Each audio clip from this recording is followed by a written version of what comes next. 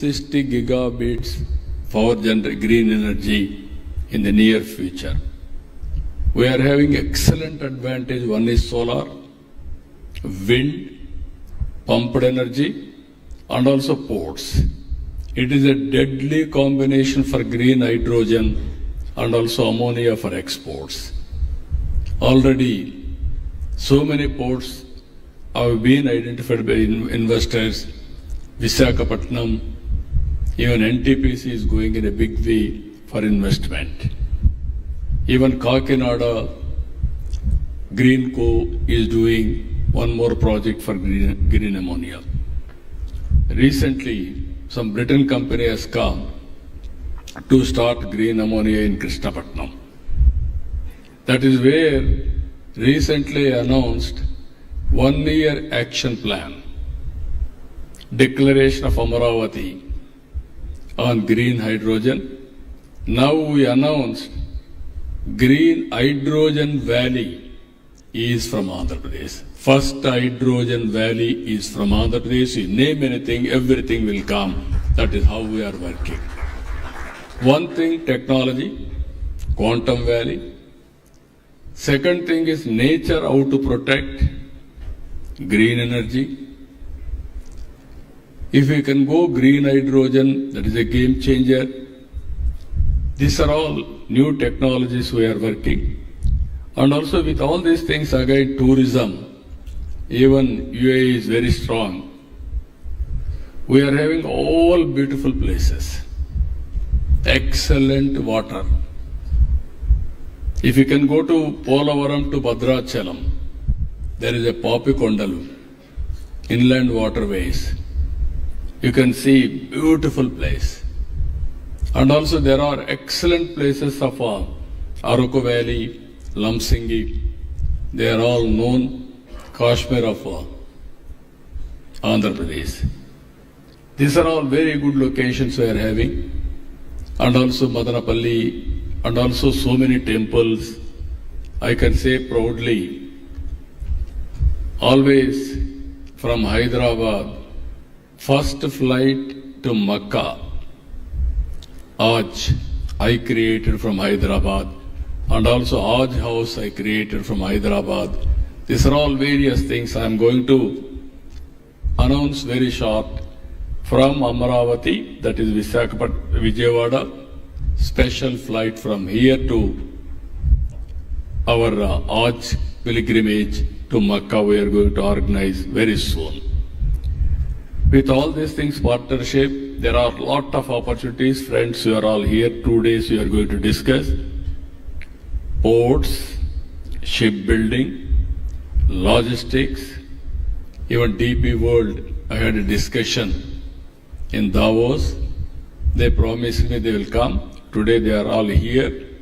I am telling you, if you work with the government of Andhra Pradesh, we will take to the logical conclusion. I am assuring you I will extend all the cooperation for you.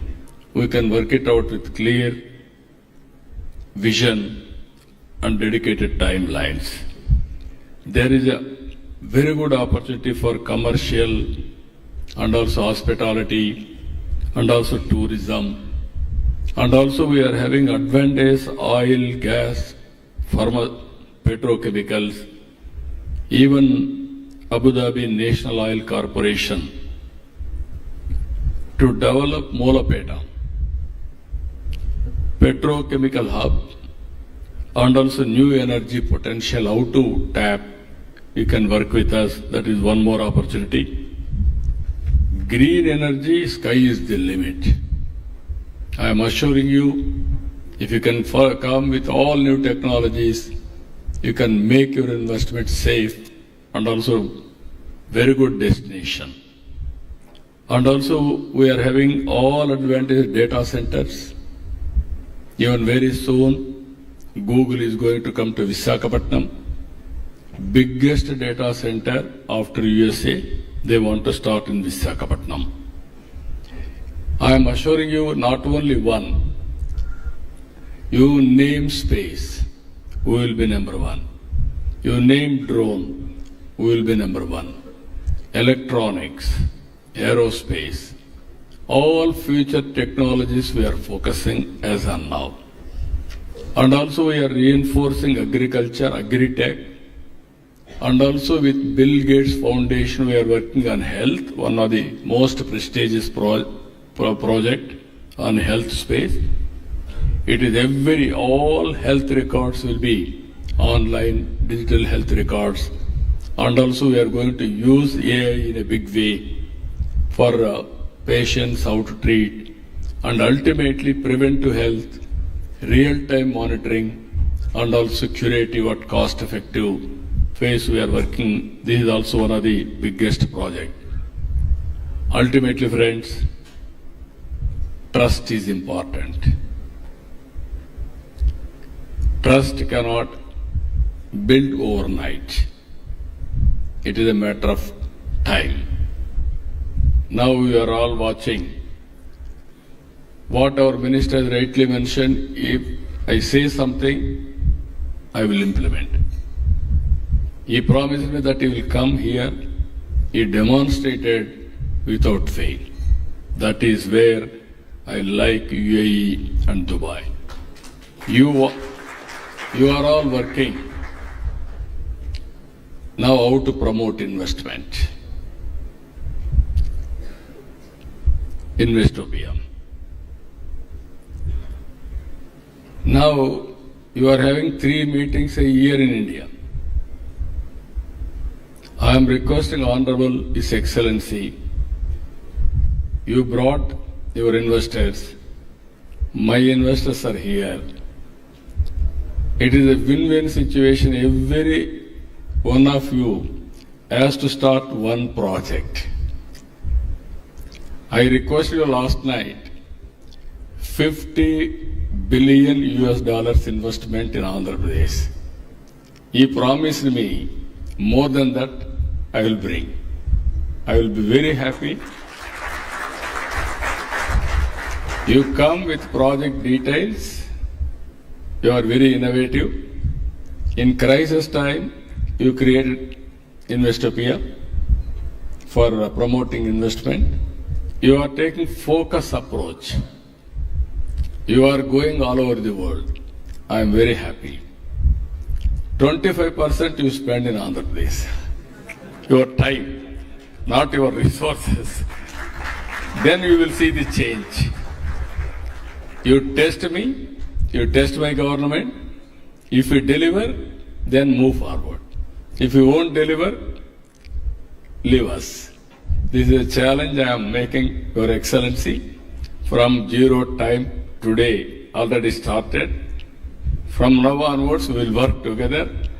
I am assuring you, you bring the proposal, it is our responsibility to clear and keep our word. Either incentives, we are number one. Speed of doing business, we are number one. And also credibility, we are number one. It is not one-day credibility. For the last 3 decades, we established that credibility. There is a proof of concept. You are going tomorrow to Hyderabad. My vision has made a reality. You go and see. Then you have any belief, come back, we will work together. With this, friends, investors, I am always pro-reformer. I am always pro-investors friendly. This is not for me, for my people. I want jobs. I want to eradicate poverty. To eradicate poverty, I want to create wealth. There I am only a facilitator. I will bring ecosystem players together for creating wealth. Again, I am telling you, year on year you can watch how things are moving from Andhra Pradesh. I told you so many opportunities. One more thing I am telling you, God has given me one opportunity. Only some people may construct one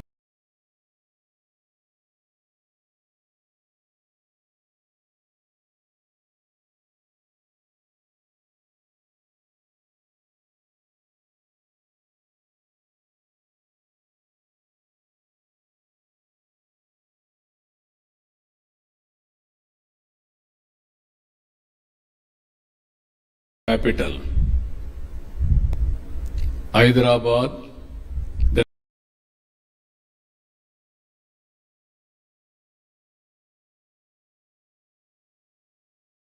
were two cities, Hyderabad, Secunderabad, SIPB. There I am attending. Ultimately, without any delay, all projects are cleared. With this, I am thanking all of you. Thank you, one and all.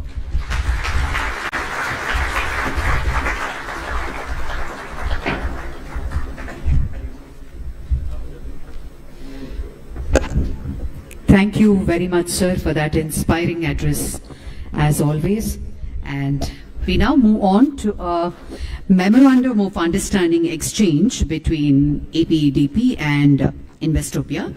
I request Sri Saikant Verma IAS, CEO, APEDP, and Mr. Joe Ferris, CEO, Investopia, to kindly come up onto the stage and exchange the MOUs under the presence of His Excellency and Honorable Chief Minister.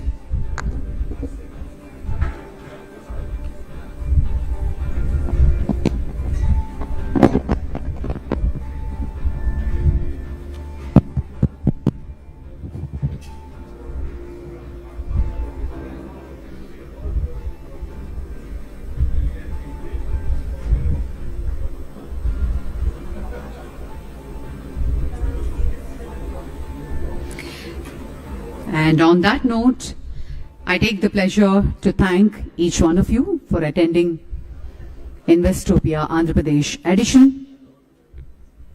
And also on behalf of the Government of Andhra Pradesh, we thank each and everyone, honorable ministers and dignitaries, for joining this inaugural session. Thank you very much, ladies and gentlemen. Thank you.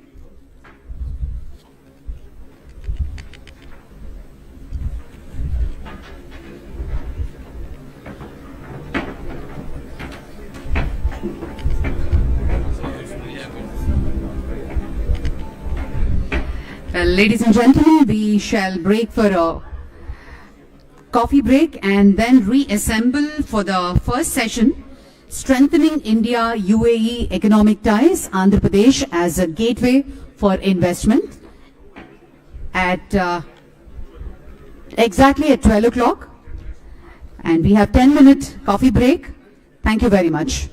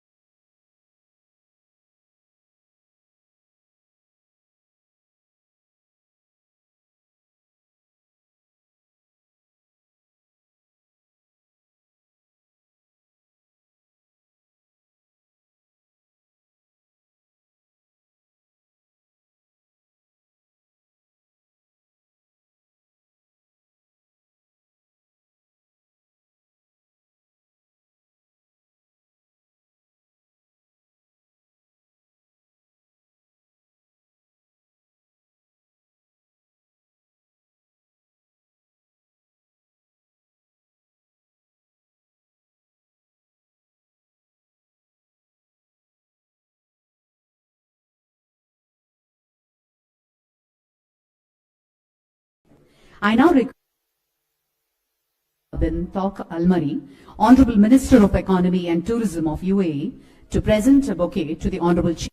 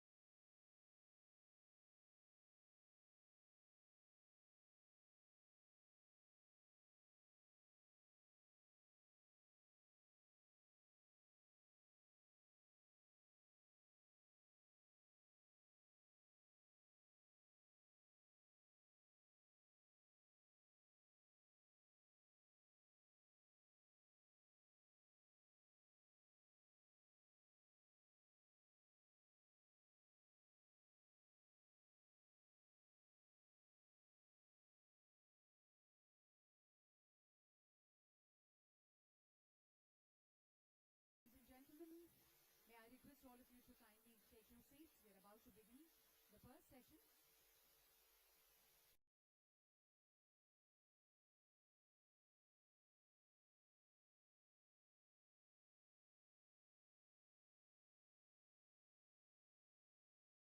Requesting all the delegates to please come and occupy the front row of seats.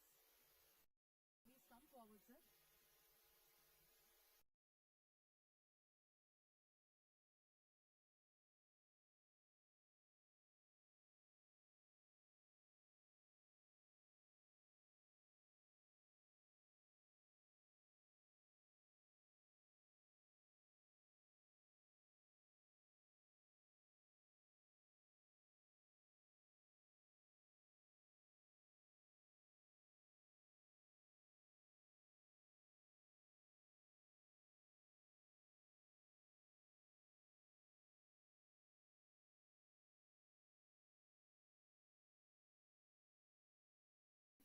India UAE economic ties, Andhra Pradesh as a gateway for investments. This session will highlight India-UAE collaboration in advancing trade and investments.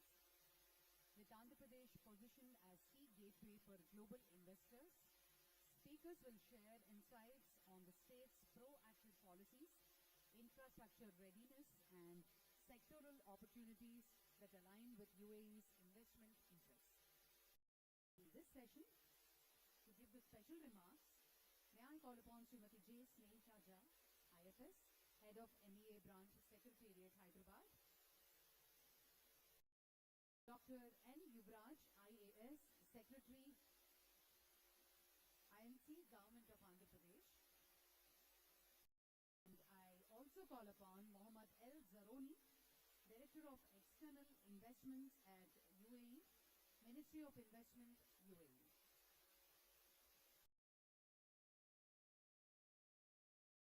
Ladies and gentlemen, may I request you to please occupy your chairs. Please be seated. We are about to begin the session. Mohammad L. Zaroni, Director of External Investments, may we have you on the dais, please?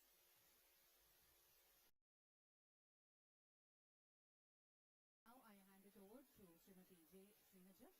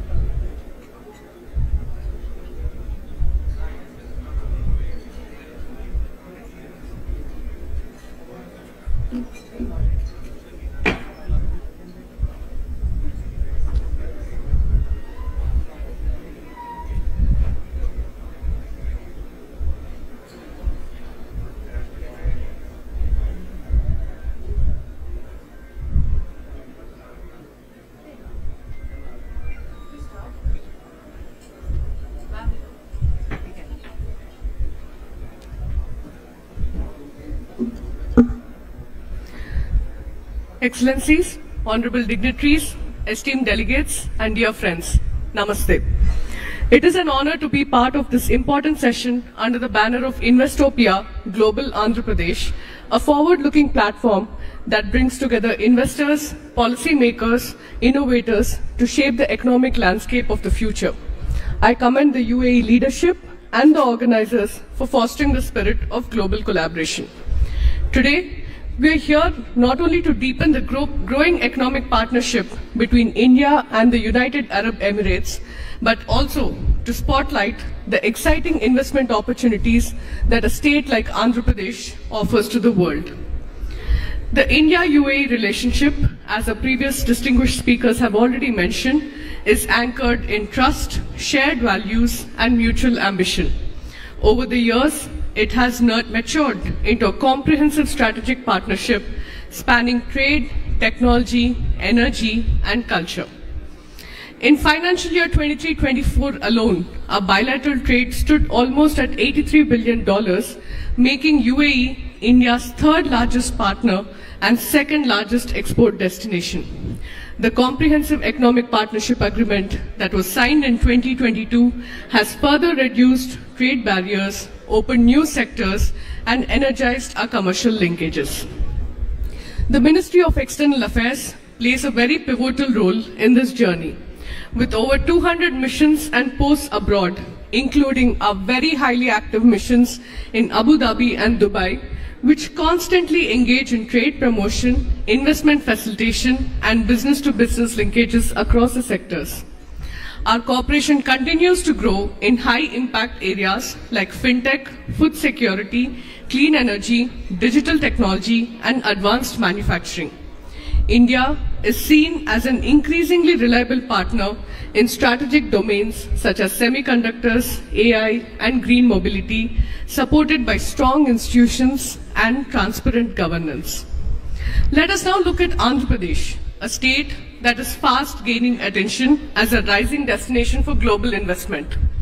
As our Honorable CM has mentioned, with over 1,000 kilometers of coastline and deep water ports like Krishnapatnam and Visakhapatnam, the state offers direct access to Southeast Asian markets and a natural edge in maritime trade and logistics. It is also focusing on industrial corridors, green infrastructure, and ease of doing business, making it a preferred destination for both legacy and future industries. In a significant indicator of this momentum, the UAE ambassador during his recent visit to Vijayawada has highlighted that Andhra Pradesh is actually UAE's 11th largest trading partner in the states among Indian states and union territories, and the bilateral trade, though a nominal amount, is still $1.46 billion in financial year 23-24. That alone is a powerful signal of the state's economic potential. Several prominent UAE business private groups such as Lulu Group have already shown growing interest in Andhra Pradesh. These proposals, aimed at creating jobs, building supply chains, and enhancing food export infrastructure, are strong examples of the growing opportunities between India and UAE.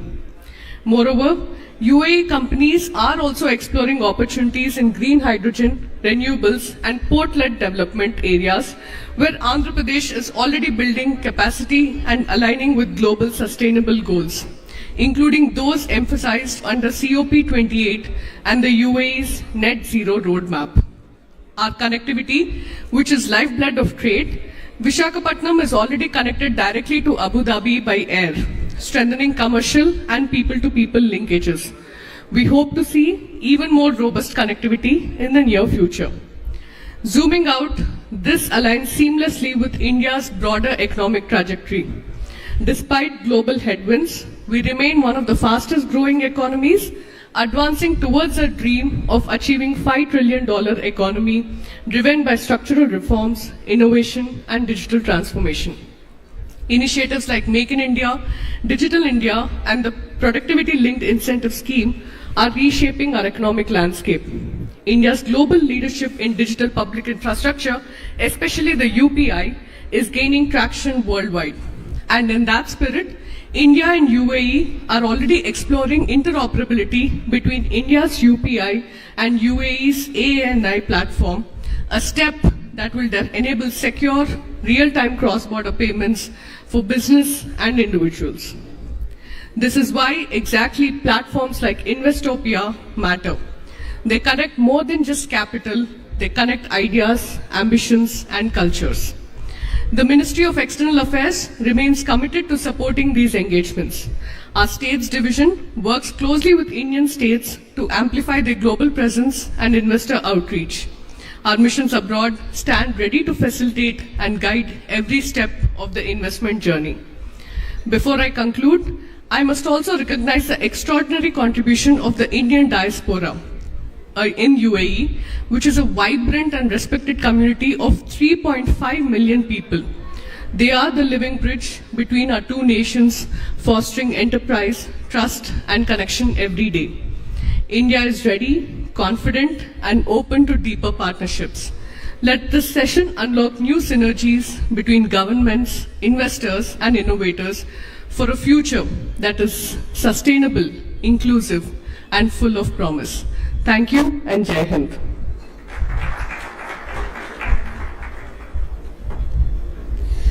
Thank you, madam. Thank you very much, Srimati J. Snehaja, IFS, Head of MEA, Branch Secretariat, Hyderabad. Thank you for those insights. And our next speaker, Dr. N. Yuvraj, IAS Secretary, INC, Government of Andhra Pradesh.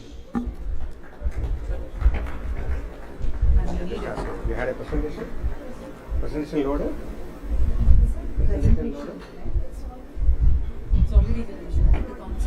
Can you verify? Okay, so good morning to all the participants of Investopia today happening at Vijayawada. I'm very happy that our inaugural session with the presence of His Excellency Honorable UAE Minister and our Honorable Chief Minister has went on well, and we hope that this particular interaction with the UAE side, what we have decided with the government of AP, will take to the next level very shortly. And on the dais, we have from the UAE side a senior representative to talk about the investment opportunities there and what they want or what they're asked from the UAE side. From our side, just now our Sneha Jha, who is a branch from the MEA Secretariat Hyderabad, has given what is expected also and what the support that are available to the people also. But I just wanted to have a small presentation so that you don't get bored only by the speech. We can also see something also. So you know about the Andhra, because people mostly from in this hall is from Andhra Pradesh. We have it's a small economic snapshot which shows that we are the 8th largest state, bigger than Tamil Nadu, and also we are also very good having a very good trade relation with UAE also.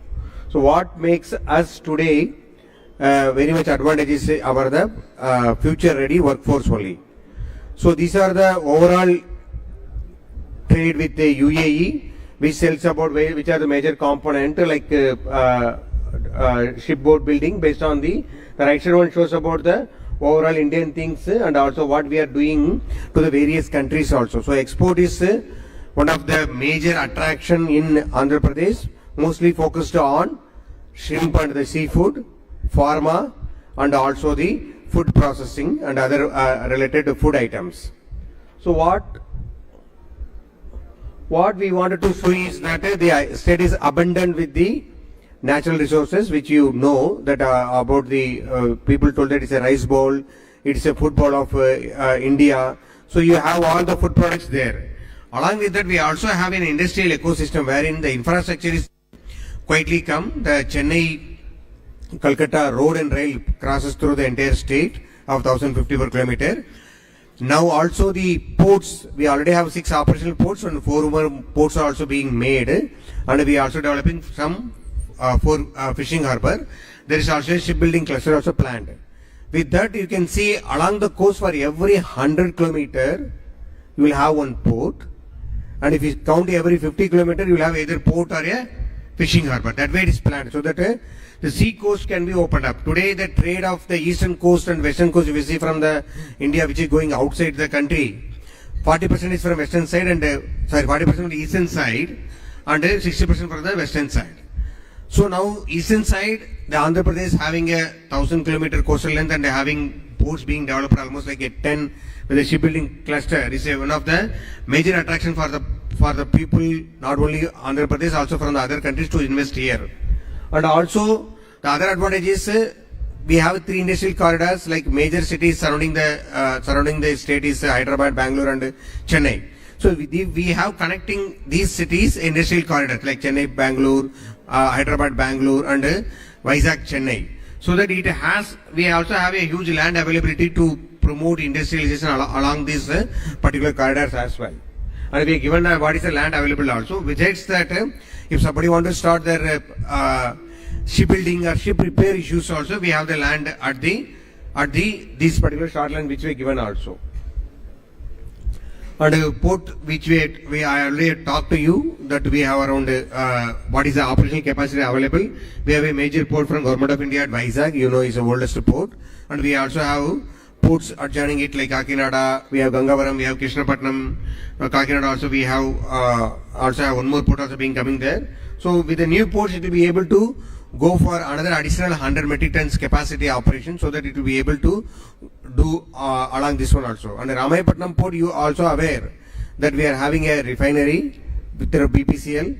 The BPCL is talking to some of the partners with UAE to get the petrochemical complex also there. So these ports will be able to give more and more options for the eastern coast side trade to the entire globe. And we are also given what is the projected capacity if both the phases of these ports are developed. Like every port is having around 100 million metric ton per annum capacity, handling capacity for both the new ports also. And also on the airport side, yes, the connectivity is an issue presently. People would have had to have some detour to reach to the place.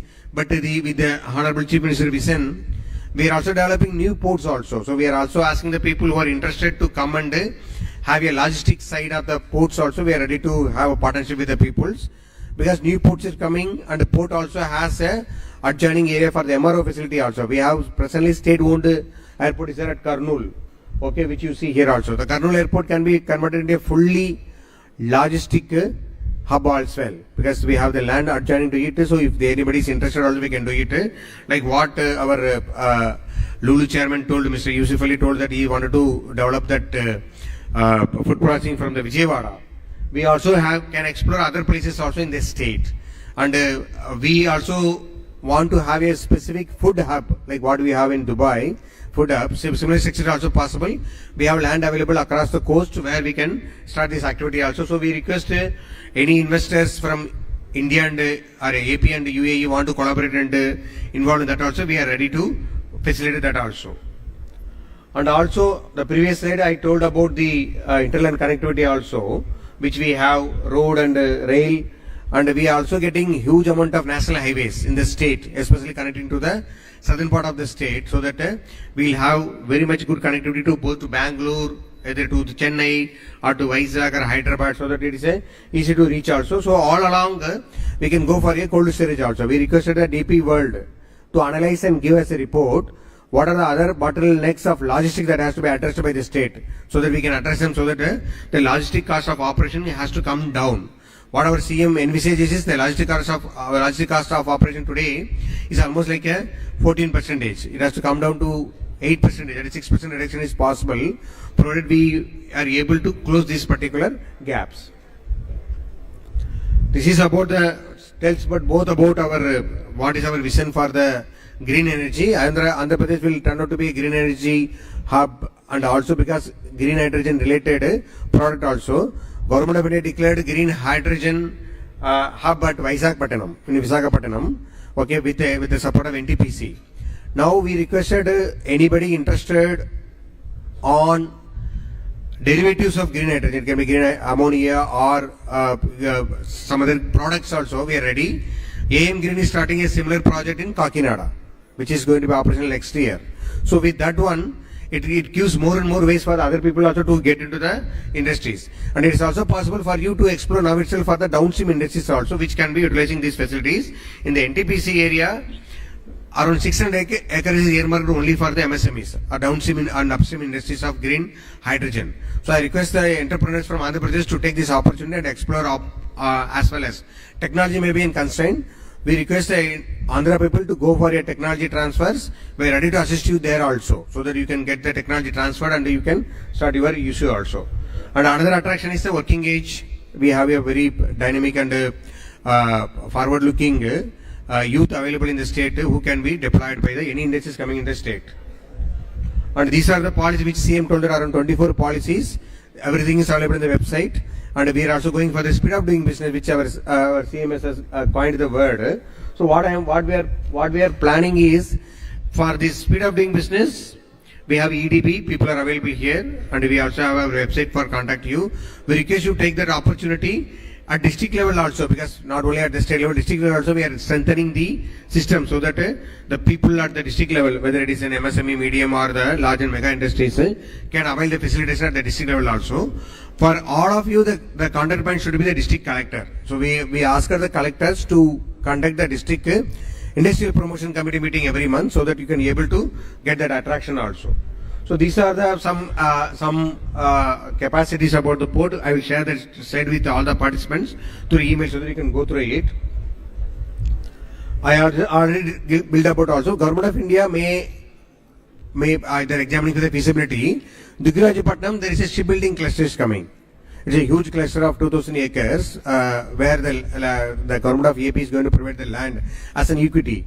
So I request the downstream industries, please now itself will start acting, because shipbuilding industry is the one area where you require a technical man force, and also even if you start a service agency today providing a qualified manpower to the shipbuilding industry, that will be a huge opportunity. Please catch this opportunity. The solid announcement will come in the next month, and then we can go for a quick groundbreaking there also.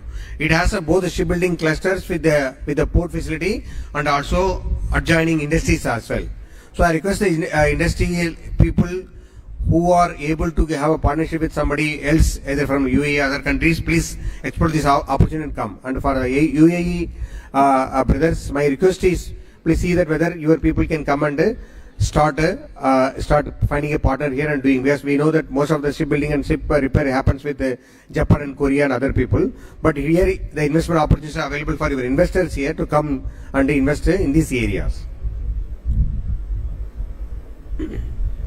Fishing harbors, those who are interested in the marine foods, we are developing 4 fishing harbors. Not only fishing harbors, it has a cold chain and other processing related infra also. I request you to see that whether it is possible for you to explore the investments there.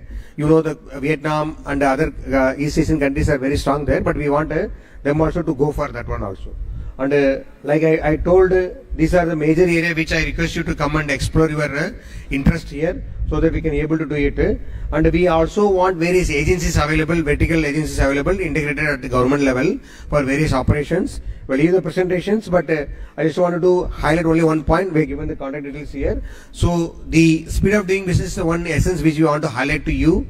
Please come and explore. And UAE brothers, with the arrangement of the Investopia, let us take it forward instead of waiting for next April 2026. Meanwhile, we can have multiple meetings through virtual so that we can take this dialogues continuation. Thank you for the opportunity given by the organizer of this event. Thank you very much. Thank you, sir. Thank you so much for those insights. And I now call upon our next speaker, Mohammed El Zaroni, Director of External Investments at UAE Ministry of Investments.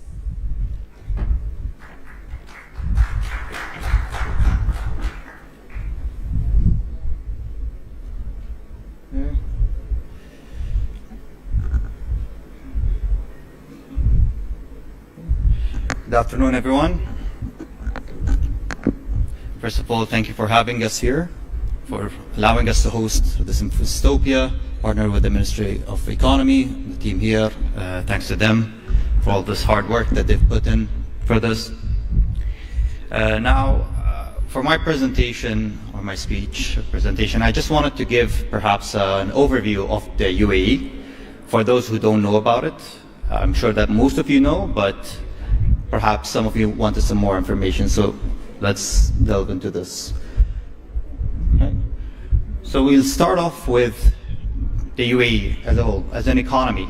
It's a $500 billion economy. It's a very small country, but around $500 billion economy. And one of the numbers there that is quite enticing is the assets under management that we have. Over $2 trillion of assets under management. in the UAE, managed by our sovereign wealth funds, whether it's Mubadala, whether it's ADQ, whether it's ADIA, ICD. So we have multiple different sovereign wealth funds that manage all of this money back home in the UAE. And this is all international investments, actually. It's not only in the UAE located, but it's mostly all around the world, including India.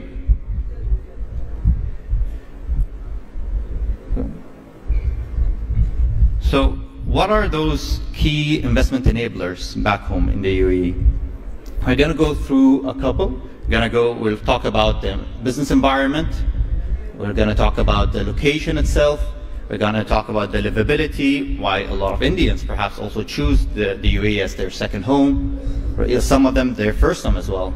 And then, some of the economic diversification that we've been pursuing.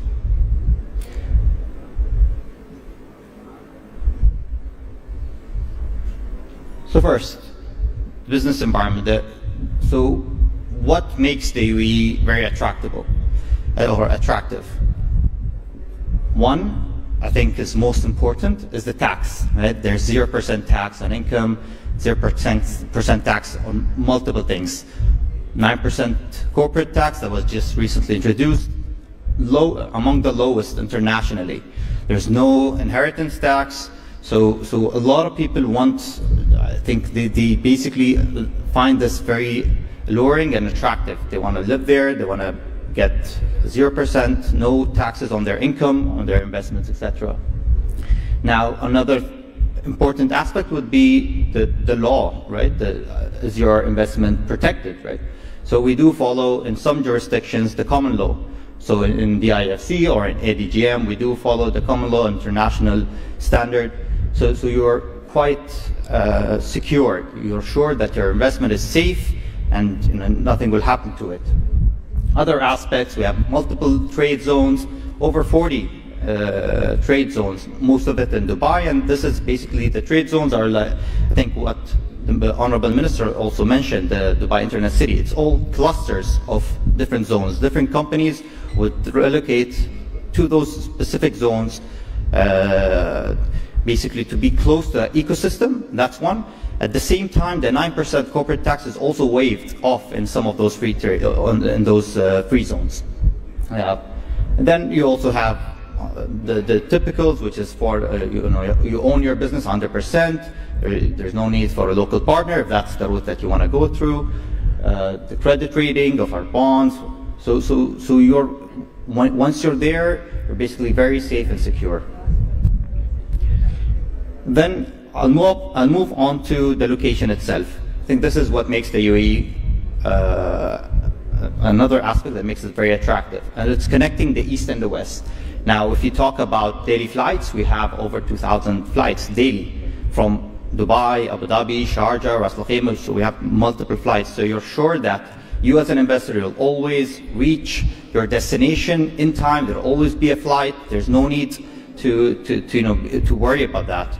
The airports are running 24 hours, 24/7 they're open, and we're actually 8 hours away from 80% of the world. So we're literally in the middle of the world. Right.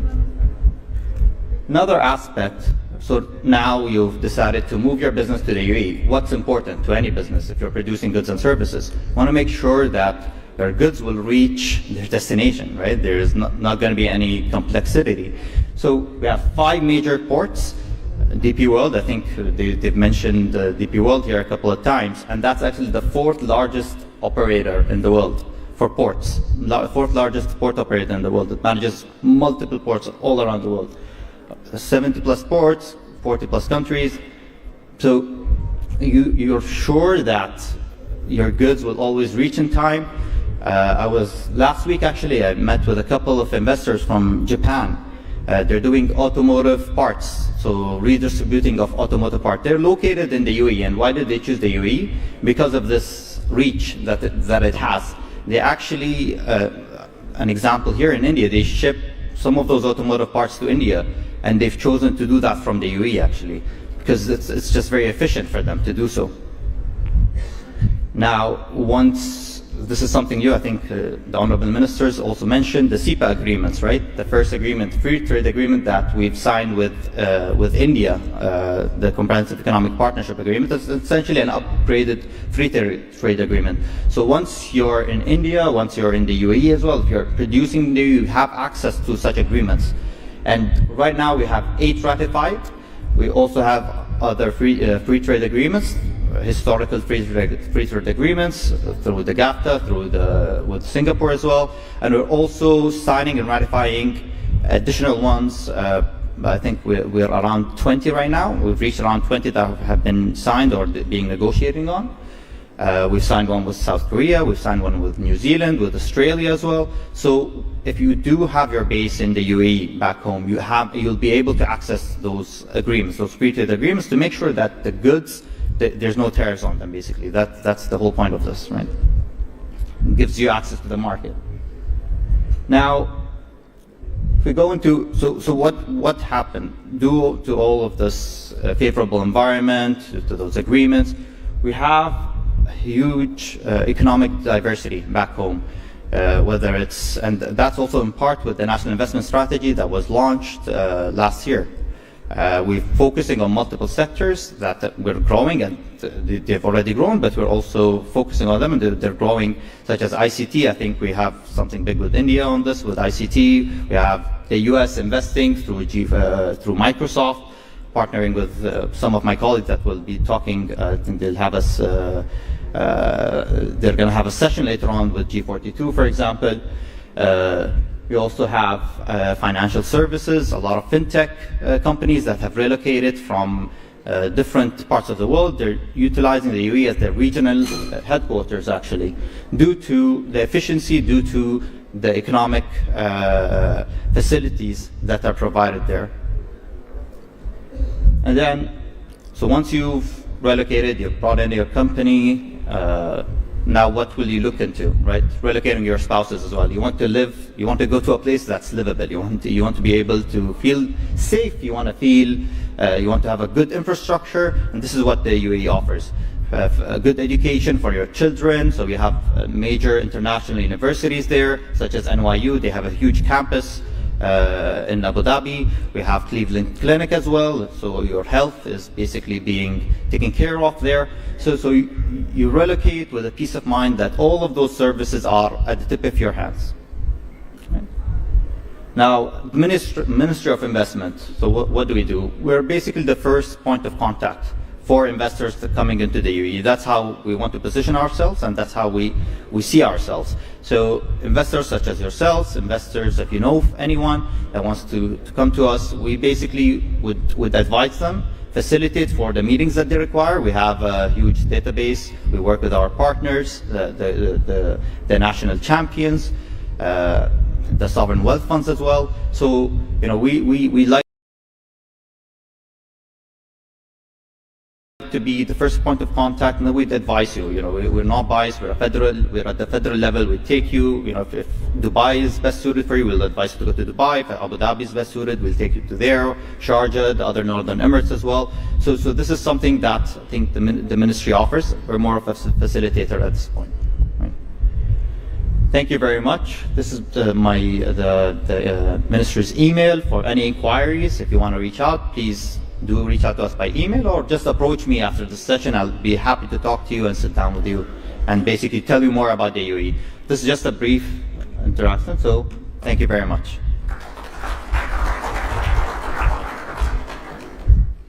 Thank you, Mohammed Al Zaroni. Thank you very much, all our speakers. Thank you, sir. Thank you, ma'am.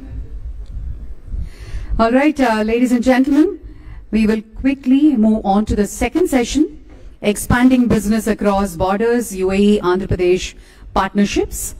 And I request the speakers to kindly stick on to the time. We have another 2 sessions to complete, and Honorable Minister for IT Andhra Pradesh, Mr. Lokesh, also will be joining us for the 3rd session. And this session will focus on how UAE and Andhra Pradesh businesses can collaborate to drive mutual growth through cross-border investments and partnerships. UAE investors will share perspectives on their expansion plans into Andhra Pradesh, while Andhra Pradesh industry leaders will highlight opportunities for expanding into the UAE market. This discussion will spotlight key sectors, best practices and strategies for successful international collaborations. Our special invitees, Sri B.C. Janardhan Reddy Garu, Honorable Minister of Infrastructure and Investments, Government of Andhra Pradesh. Welcome to you, sir. And this session will be moderated by Mr. Praveen Aditya, IAS, Andhra Pradesh Maritime Board CEO. And I also call upon our speakers, Mr. Walid Gharib, Secretary General UAE International Investors Council, and Mr. Murali Krishna Gannamani, Chairman, CII Andhra Pradesh State Council and Founder and Chief Executive Officer, Fluent Grid Limited. Thank you very much. And I now hand it over to our moderator, Mr. Praveen Aditya, IAS. You need a podium. Thank you. Thank you so much. Good afternoon, everyone.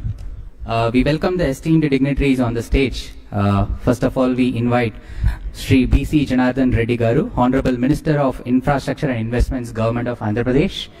Mr. Walid Gharib, Secretary General of UAE International Investors Council. Mr. Murali Krishna Gannamani, Chairman of CII Andhra Pradesh and CEO of Managing Director of Fluent Grid Limited. So in this session, expanding business across borders, UAE, Andhra Pradesh partnerships.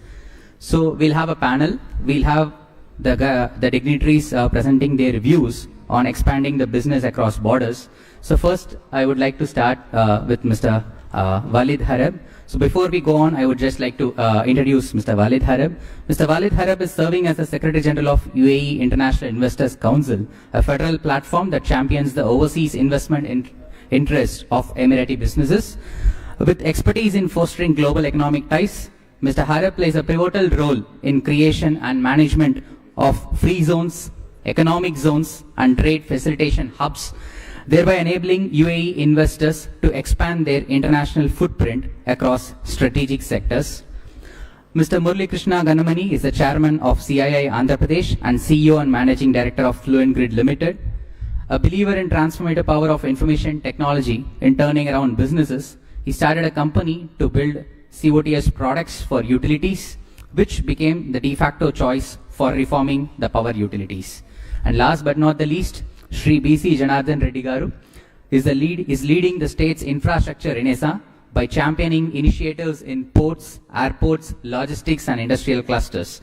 So he is at the forefront of the state's efforts to build a globally competitive, multimodal infrastructure network that attracts foreign investments and drives inclusive growth. So we'll start the session, Mr. Walid Gharib. Sir, I would like to start with a question. So how do you feel is the UAE International Investors Council facilitating new investment corridors between India, UAE, and the African countries? Thank you, sir. No, sir. Mic, please. Mic. No, sir. There'll be a mic.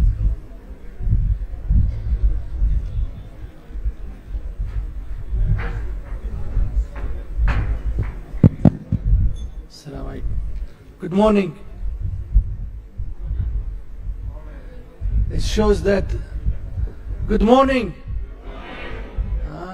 Good. Now we start.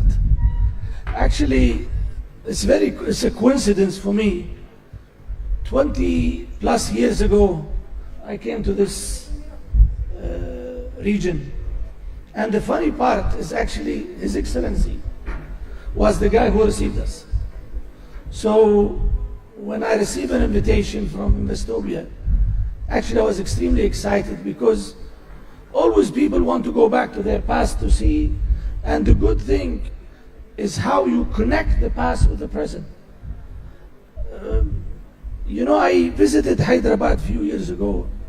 To be honest, when I heard all this, the senior minister, Chief Minister Naidu, you know, all these politicians, they come and they give you big speeches. So to be honest, at the beginning, when I heard the Chief Minister talking, I said, yeah, this is another politicians talk.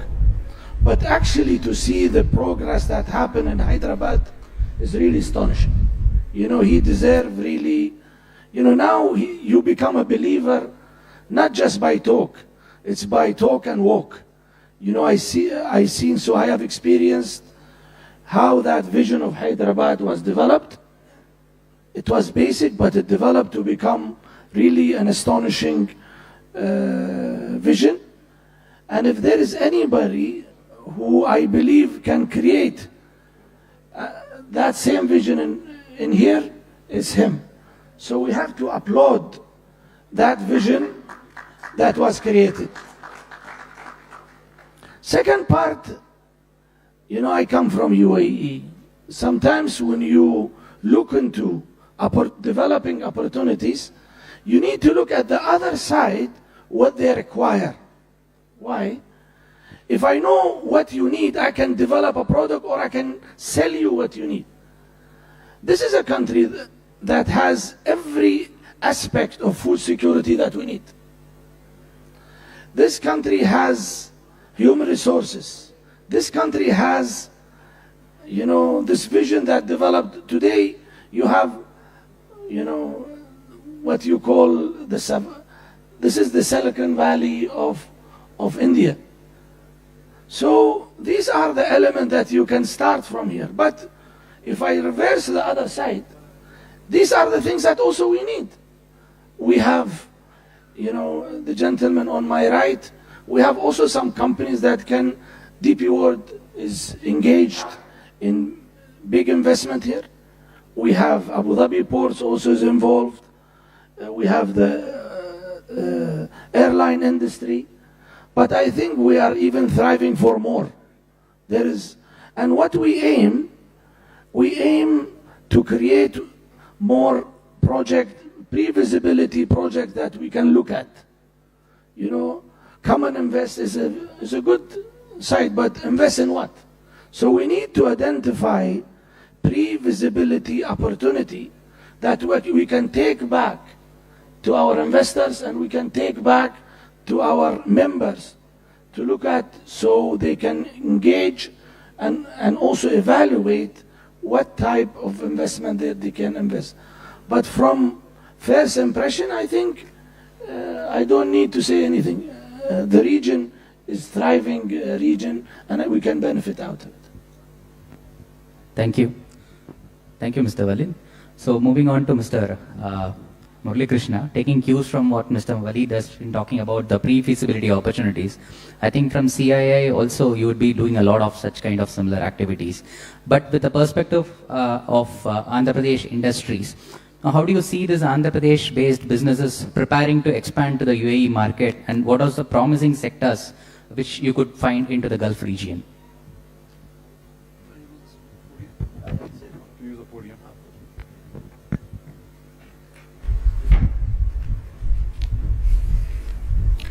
Yeah, good morning everyone, and the CI protocol I have to follow some.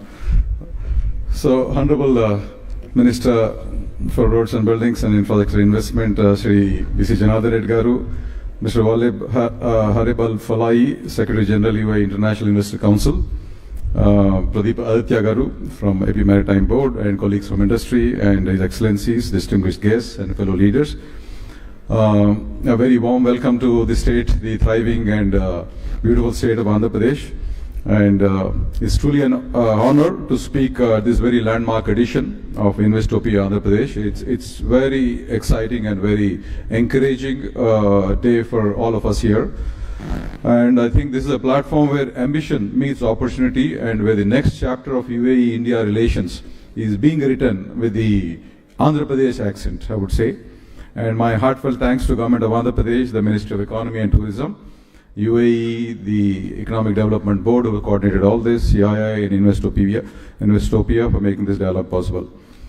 Now, I wanted to share some experience, seeing the hall packed, even at this hour, with very beaming entrepreneurs and enthusiasts who has been truly looking forward to some great possibilities of partnerships and collaborative joint ventures with UAE.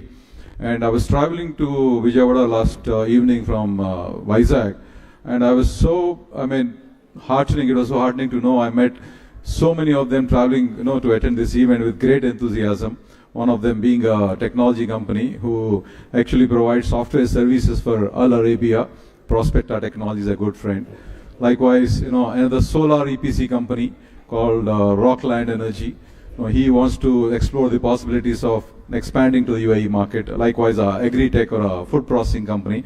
So it's truly like, we haven't seen this level of energy for a long time. And with what we have heard in this morning with His Excellencies and the Honorable Chief Minister, it's truly, I think, a new chapter in the beginning of our partnership.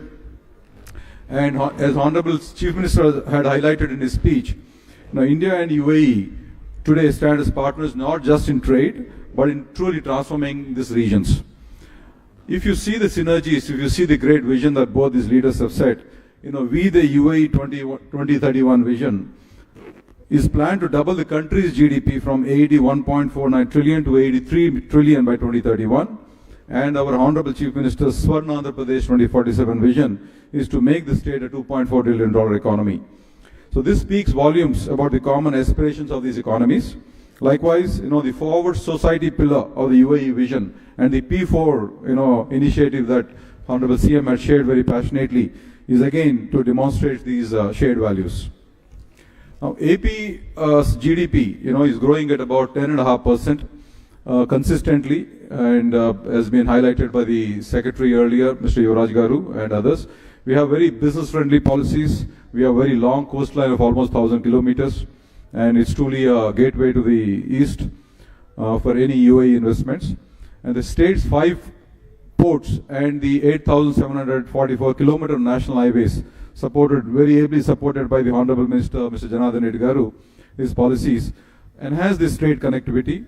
And I believe that this aligns with the UAE's logistics expertise, creating opportunities for investments in many of these industrial corridors and sector-specific industrial parks that the Secretary had earlier highlighted. We could set up exclusive port-based industrial parks in the state to promote investments from an exports to the UAE region. We can also establish reliable organic agri and food supply chains by setting up agri and food procurement and processing facilities in the state with easy access to sea and ports. We have currently 7, couple of airports, but we are now looking forward to having airport in almost every, I think, one airport in every other district, and this can truly bring UAE and with these kind of connectivity developments, UAE and AP can become very close, and I hope Air Arabia will start their flights very soon to our state. And UAE India SIPA Council, targeting $100 billion in trade, offers 90% zero duty exports.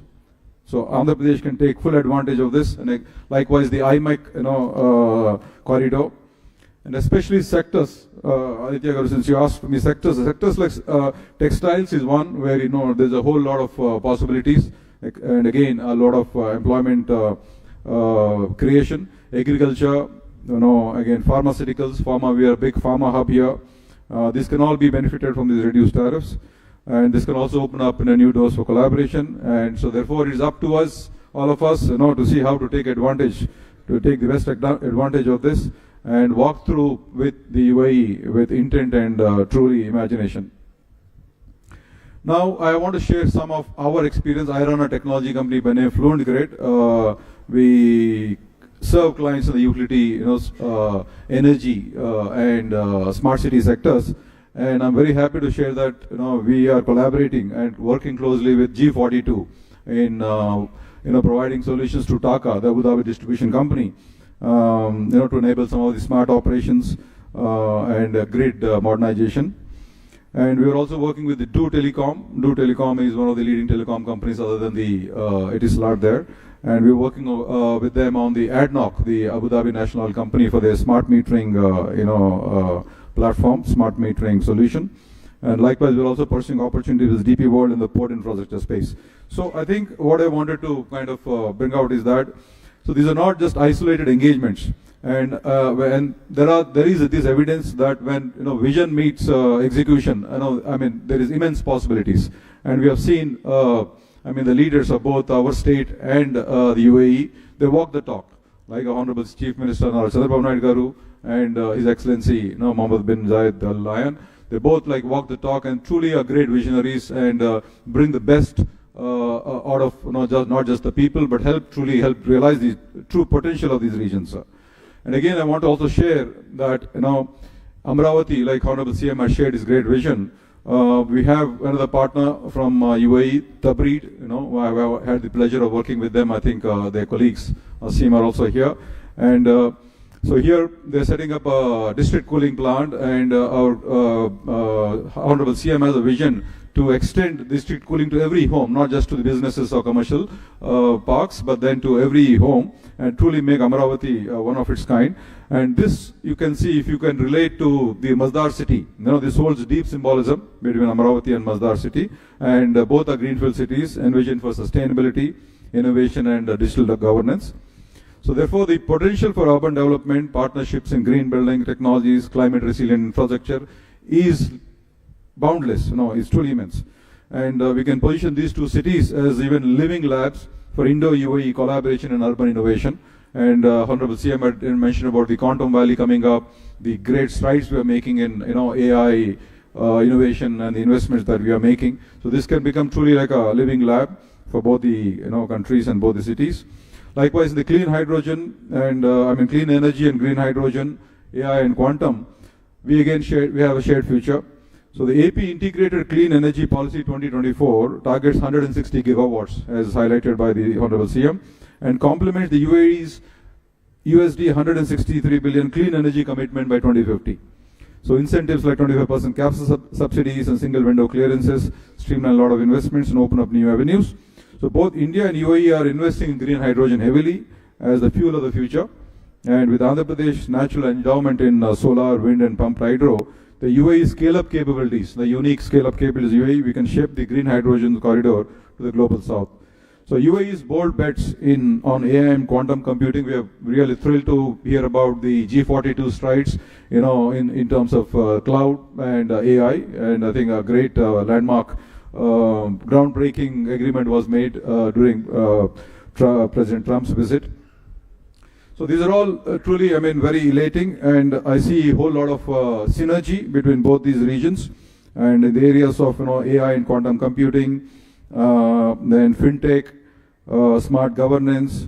So all these create a very ripe ground. The mindsets, the culture. There's a lot of commonality, and so therefore there's a lot of R&D and deep tech startups that can take up, and especially the digital public infrastructure. And again, after this session, the Honorable Minister Nara Lokesh Garu is going to speak. So he's going to again share some of his insights. And there is this very favorable electronic policy, and our CM has set up a very ambitious target of $100 billion investments into this electronics manufacturing. Likewise, GCCs is another great possibility, the global capability centers.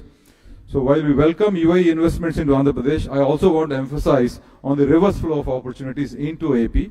So our MSMEs, this is a great engine of growth for the country, and our startups and mid-sized enterprises are now truly ready to take off and explore UAE as a gateway to the GCC, Africa and Europe. And from IT services and processed foods to marine exports and engineering products, AP's industries are poised to scale globally.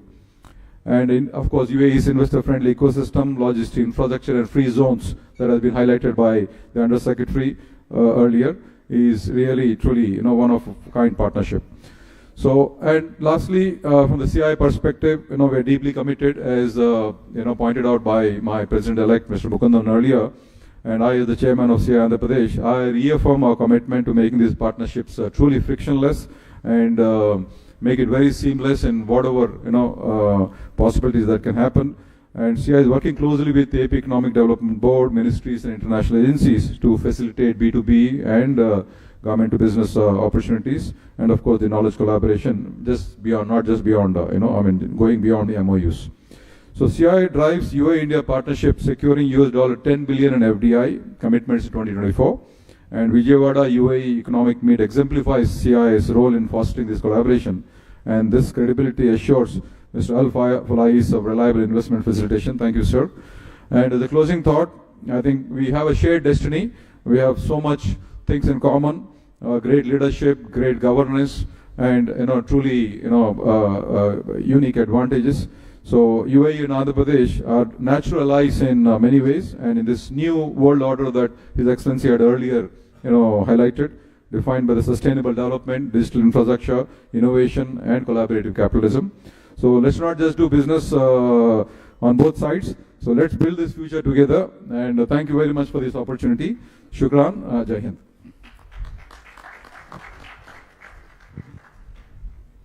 Thank you, Mr. Murali Krishna. That was very comprehensive indeed. Moving on to Mr. Before we go on to the minister, sir, just one, Mr. Walid, just wanted to take some cues from what Mr. Murali Krishna has been talking about, that smart city infrastructure and the development of smart cities. So as you are aware that Andhra Pradesh is planning and executing a new smart city in the capital region development. And what do you see the role that UAE investors and companies can play, and whether what role that UAE IIC support this engagement moving forward? It's a good question. Again, I'll go back. I think Dubai, when we first came here, Dubai Internet City actually played a major role in the development of the IT city in Hyderabad.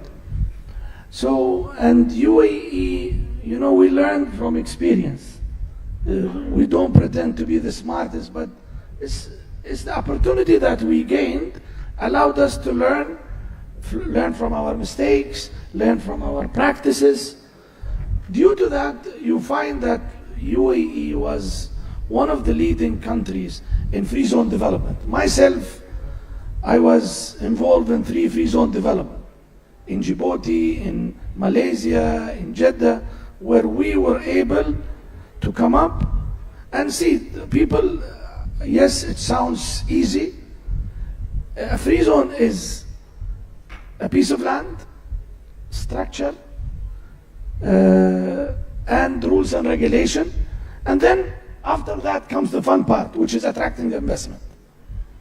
Looking at India, you have the simplest, the most important element, which is human resources.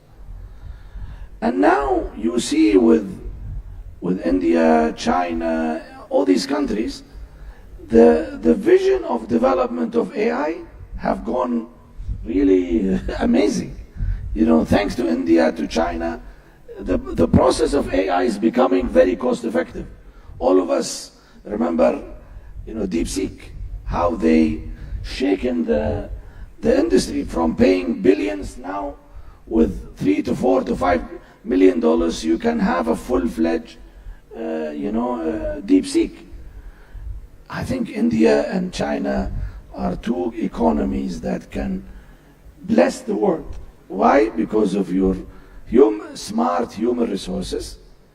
So countries like us, we work very close with these economies to develop. And someone just mentioned, I just met the group 42 guys here. So our role, we have developed a know-how in free zone development. What is the strength in our ability to attract investment for our projects? So I remember in Morocco, when we worked in the development of Tangier Airport, we made an agreement with the Moroccan government to have 1 license. So a license in Jebel Ali Free Zone was applicable in Morocco. That by itself allowed what? See, I'll have to be very honest. There are certain economies, when you want to open a company, you get scared. Not for some reason, I want to open a company in China or India, it's a bit a gray area. And thanks to the Chief Minister have given us a little bit of relaxation, in the sense, come and I'll give you, I spent around 25 years working in Africa. And the biggest challenge that we used to face is a one-stop shop of helping company access markets. This license that we really give people hard time for is nothing. Why? Because without an office and a bank account, your license is useless. If you really think about it, you give me a license. What can I do with the license if I don't have an office? And what I can do a license with your license if there is no bank account? So the process of people entering economy, make it easy. Let people come. So the same thing for attracting investment, for developing free zones, for developing industrial parks, make the process of entry very easy. If they come, they, enter the country, they start doing business, they will start hiring people. They will start doing whether IT development or different food parks or etc. They will do it. The challenge that I see in a lot of these economies, they make the entry process so difficult that companies don't come. So if we go from this and back to the real question, UAE bring easy to do business. We develop a formula. It's not magic, but it's a formula that we learned, and we bring it to certain countries. And these countries that we click with, actually they thrive with us. So that's my view. We can support in different industry, free zone development. I think Your Excellency mentioned renewable energy, ports, free zones, technology, even technology. The technology that we develop together with you, actually we go and we resell somewhere else. So this is my view. I think but to be very specific with the question, we need to zoom. We zoom on what? We zoom on what I call, there is a vision that always I talk about, it's called investment map. I come to India, we expect the investor to know everything. Investor doesn't know anything. Create an investment map to show all the what I call pre-visibility projects. Why? Customer doesn't know what he's doing. He's dependent on IPAs, FDI agency, to give him direction. That's why you have these entities established. And my advice to the first line of investment attraction, create your investment map. What is it? It's simple clustering, simple pre-visibility stage project, locations. So when I come to Andhra Pradesh, I know where is the agriculture projects, where is the IT project, where is this. That's my simple advice to my brothers. We love you in UAE. You guys have helped us a lot in building our economies also. You guys contributed. My advice to you, create your investment map. Why? Without this, there's a lot of countries. As an investor, when you come, your radar is India, your radar is China, your radar is Africa. Customers invest where they find it easy to invest, to do business. That's my simple advice. Yeah, taking cues from His Excellency, I think I completely agree with you. We are endowed with, amazing talent here. Technical, in fact, the next gen technology ready, talent available. And this is where I was talking about that we could look at collaborating, like, the new Greenfield City, Amravati, which is coming up. And Masdar you truly set, I think, benchmark standards in terms of, not just ease of doing business, but in terms of livability, like the Under Secretary earlier had brought up. The UAE is truly kind of a benchmark or a gold standard for livability in many ways, especially cities like Dubai or Abu Dhabi. So we can, collaborate and learn in many ways. And likewise, India has a very unique challenges. India had also launched this 100 Smart Cities program, and there is a lot of learnings that have come up.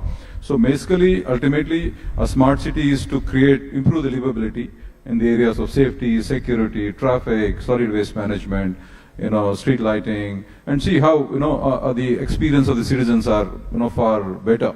So one, I completely agree with His Excellency's perspective that ease of doing business, and especially here he brings a lot of expertise in creating 3 free zones, and those 3 zones are truly smart cities, I think. So there's a whole lot of expertise that we can gain, and likewise we also have unique challenges. India's challenges are different, right? You need video analytics for very unique cases like potholes, or maybe a triple riding. People are going on a triple riding. You don't have these use cases, outside. So these are all very unique, which requires again to apply technology like AI or imaging.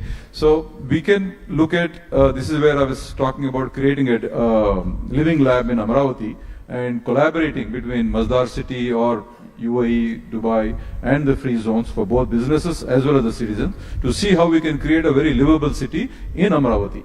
And this is and technology is anyway our strength. You know what I did? Basically, instead of me figuring out what you do, I send it to, AI, gave me exactly what you do, what are the opportunities that I can do, work with you. Simple. So I think this is where, Your Excellency, if from the investor's standpoint, there is a whole lot of possibilities that can open up within the smart city. A city is made of every function. Like you have traffic, you have, healthcare, you have education, right? You have utilities, power, water. So you have all these functions. So across these functions, to create a smart city, you need to apply technology, you need to develop new processes, and your expertise, especially in creating cities like Masdar or Dubai or Abu Dhabi, will come very handy in using that expertise in Amaravati. And technology is our forte. We have a very good talent, like you brought out. So, and then we have some of these experiences from the 100 smart cities. So both these can. See, starting new city is easier than starting an old city. Yeah, greenfield city is always easy. So Masdar city is also a greenfield city, and Amaravati is also a very greenfield city. You very well. Yeah. Thank you. Now I would request the Honorable Minister of Infrastructure and Investments, Government of Andhra Pradesh, Shri B.C. Janardhan Reddy Garu, to give a strategic perspective on enabling cross-border investments from UAE into Andhra Pradesh.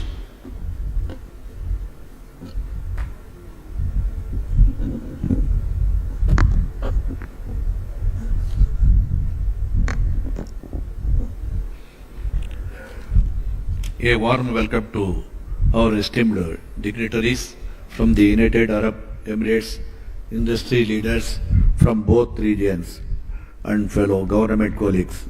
This session is a reflection of the growing synergy between the United Arab Emirates and Andhra Pradesh.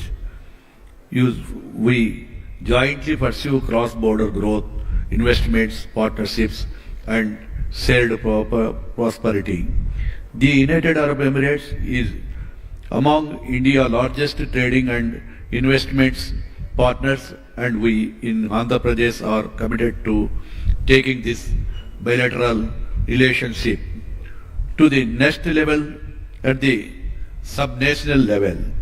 We see this partnership is one that goes beyond grade. One billion shared goals would food security, energy transition, resilient infrastructure, and globally connectivity. Andhra Pradesh is emerging as India's most strategically located and investor-ready state. 1,054 kilometers coastline, 6 operation ports, 6 airports. Direct sea connectivity to Middle East ports such as Jebel Ali, Abu Dhabi, and Sharjah. We are investing heavily in port-led industrialization, logistics, park, multimodal transport, and corridor-based development. We invest in United Arab Emirates investors to explore industrial nodes in Visakhapatnam to Chennai, Chennai to Bangalore, Hyderabad to Bangalore corridors. Logistics and warehousing zones near Krishnapatnam, Kakinada, and Visakhapatnam port. Green Energy Hub, AP is a leader in solar, wind, pumped hydro storage, green hydrogen, and green ammonia. fruit processing and aquaculture cluster linked to farm to fork exports.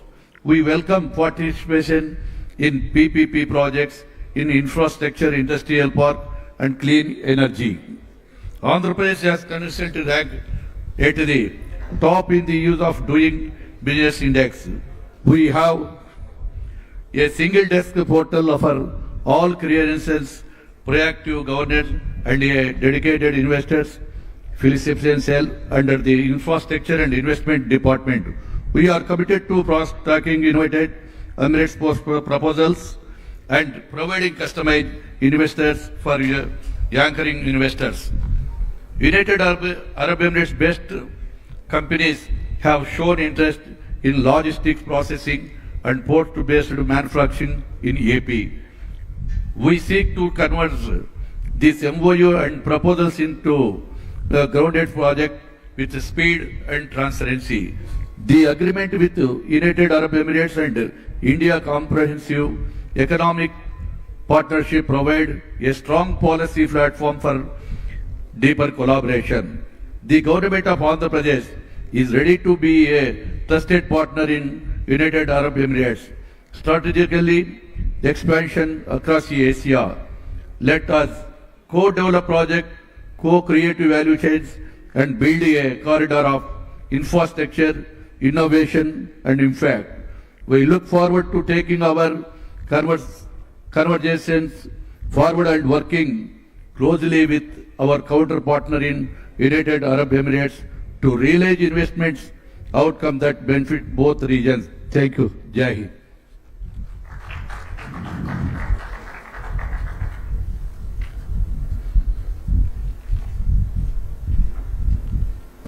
Thank you so much, sir. We are now coming to the end of this session. We would thank all the esteemed panelists who were present here for giving their valuable inputs for this session. So we would take major inputs from this session as Mr. Waleed was explaining in very brief details regarding identifying pre-feasible projects and creating an investment map. As explained by the Honorable Minister, envisaging the vision of the Honorable Chief Minister through collaborations with multiple forums and partnerships with CII, facilitating engagements with the companies. We are in the right track, and I hope in the days to come we would see a lot of engagements moving forward. Thank you so much for all the panelists. Thank you.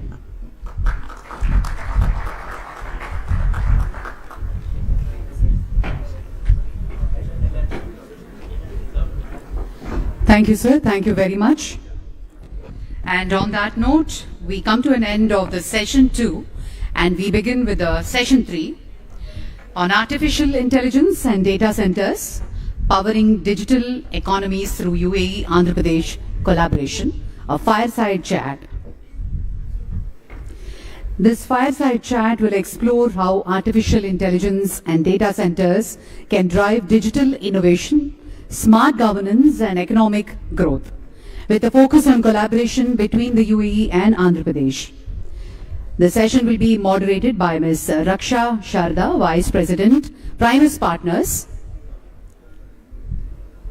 And I'd like to invite our speakers. A warm welcome to Mr. Nara Lokesh, Honorable Minister for IT and Electronics, RTG and HRD, Government of Andhra Pradesh. And we also take the pleasure to request you to join us, sir. And Mr. Manu Jain, CEO, G42 India.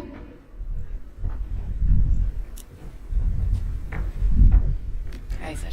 Morning, sir.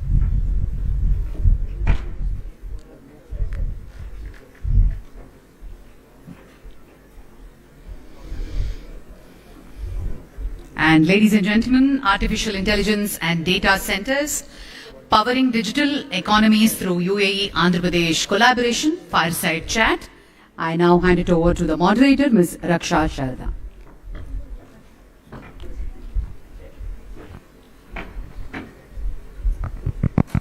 Thank you so much. Good afternoon, ladies and gentlemen, esteemed dignitaries and delegation from the UAE. This fireside chat is not only going to be interesting, but quirky. We have two friends who've known each other for years, shared ideas, debates, and probably a few inside jokes too. each a visionary and a leader in their own sphere of life. I would first like to introduce our first guest, who brings together the energy of youth, the clarity of vision, and a deep-rooted commitment to public service. He is none other than Honorable Minister Nara Lokesh, Minister for IT, Electronic Communication, HRD and RTG Government of Andhra Pradesh, a public representative with a technocrat's mind and a changemaker's drive. From driving digital initiatives in Andhra to championing citizen-first governance, he is redefining what modern leadership looks like. From blockchain in governance to Wi-Fi in villages, he's been pushing boundaries before it was cool. Ladies and gentlemen, Mr. Lokesh Nara, can we have a round of applause, please? Our next guest redefines the term of serial entrepreneur with a twist. He just doesn't start things. He scales them, he disrupts them, and then somehow makes them look so effortless. Please welcome Mr. Manu Jain, CEO of G42 India, where he is leading the charge to drive India's digital transformation with cutting-edge AI solutions. Known for his passion for technology and innovation, Manu was also the architect behind India's smartphone revolution, making tech not just smarter, but more accessible. He's a kind of a leader who can decode technology, strategy, and cricket scores all in one breath. And trust me, he will still get more steps on his fitness tracker than all of us combined together. Ladies and gentlemen, join me in welcoming Mr. Nara Lokesh and Mr. Manu Jain for a candid, no-filtered fireside session. Today, we are going to explore how AI and data centers are becoming the backbone of this modern economy and the unique opportunity which is packed for UAE and Andhra Pradesh. So before we jump into the AI and data centers, Manu, this is a question to you. If you could let us know that, what hooked you to AI and tech? You had any early aha moments? You realized that AI is going to be the next big frontier. What was that? Hello. First of all, I must say I'm really truly honored and privileged to be here in Andhra Pradesh, and I've been really fortunate to have Honorable Minister Mr. Nara Lokesh and Honorable Chief Minister Mr. Naidu as friends, as mentors for the last 10 years. I don't know if you remember it, Mr. Lokesh, but it was exactly 10 years ago in 2015, in May or June, when I met Honorable Chief Minister for the first time. This is when we were starting off Xiaomi in India, and he convinced me that the best place to start electronics manufacturing in the country was in Andhra Pradesh. And exactly 10 years ago, in August 2015, our first manufacturing plant was launched here in Andhra Pradesh, and since then, I'm truly indebted to you and to HCM for being such great supporters and mentors, not only to me, but to a lot of people across the country who want to do something in technology. So thank you so much.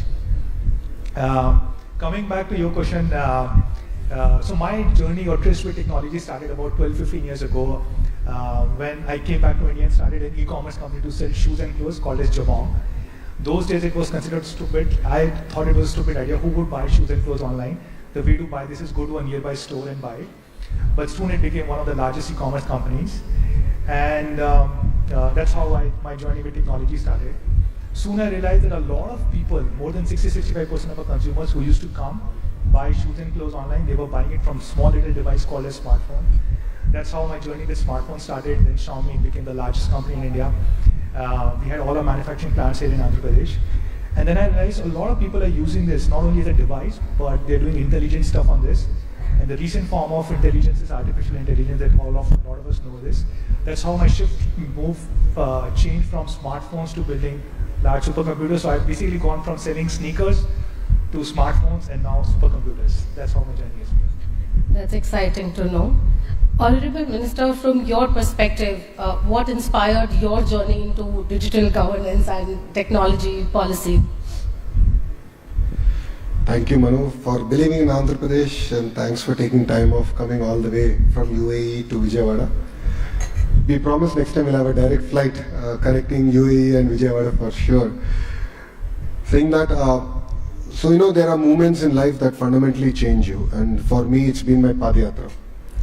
That's where I've realized that during the first IT revolution, we have digitized the broken processes. yes, they're digitized, but they're still broken. I think what excites me is with the advent of AI is how can I democratize governance? And how can we make it a lot more approachable to citizens? I think that's what excites me. And if you look at Andhra Pradesh, we are one of the very first states to bring close to about 600 services on WhatsApp. We call it Manamitra. I believe it's the step in the right direction, but it's just the beginning. We are now putting together a data lake in the back end, where whether a citizen wants a certificate or not, we're going to have it. So when he or she wants it, it's going to be available. That's the kind of approach that we want to take. The parallel thing I've also realized in the Padayatra is that the entire land records is still a broken system in India. Though there's been a lot of digitization, it's still a broken process. So we are now putting together an AI agent that can take all the knowledge of the best RDOs and so on and so forth. And what parts of this process can actually be automated. And that's what excites us here in Andhra Pradesh.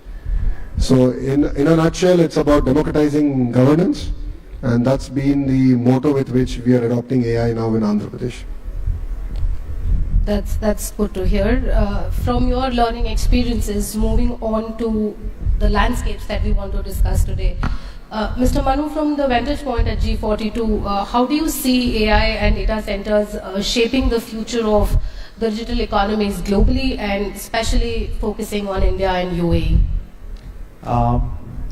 So first of all, if you think about, if you think 25 years back, when internet was just coming in 98, 99, a lot of people said internet will change their life.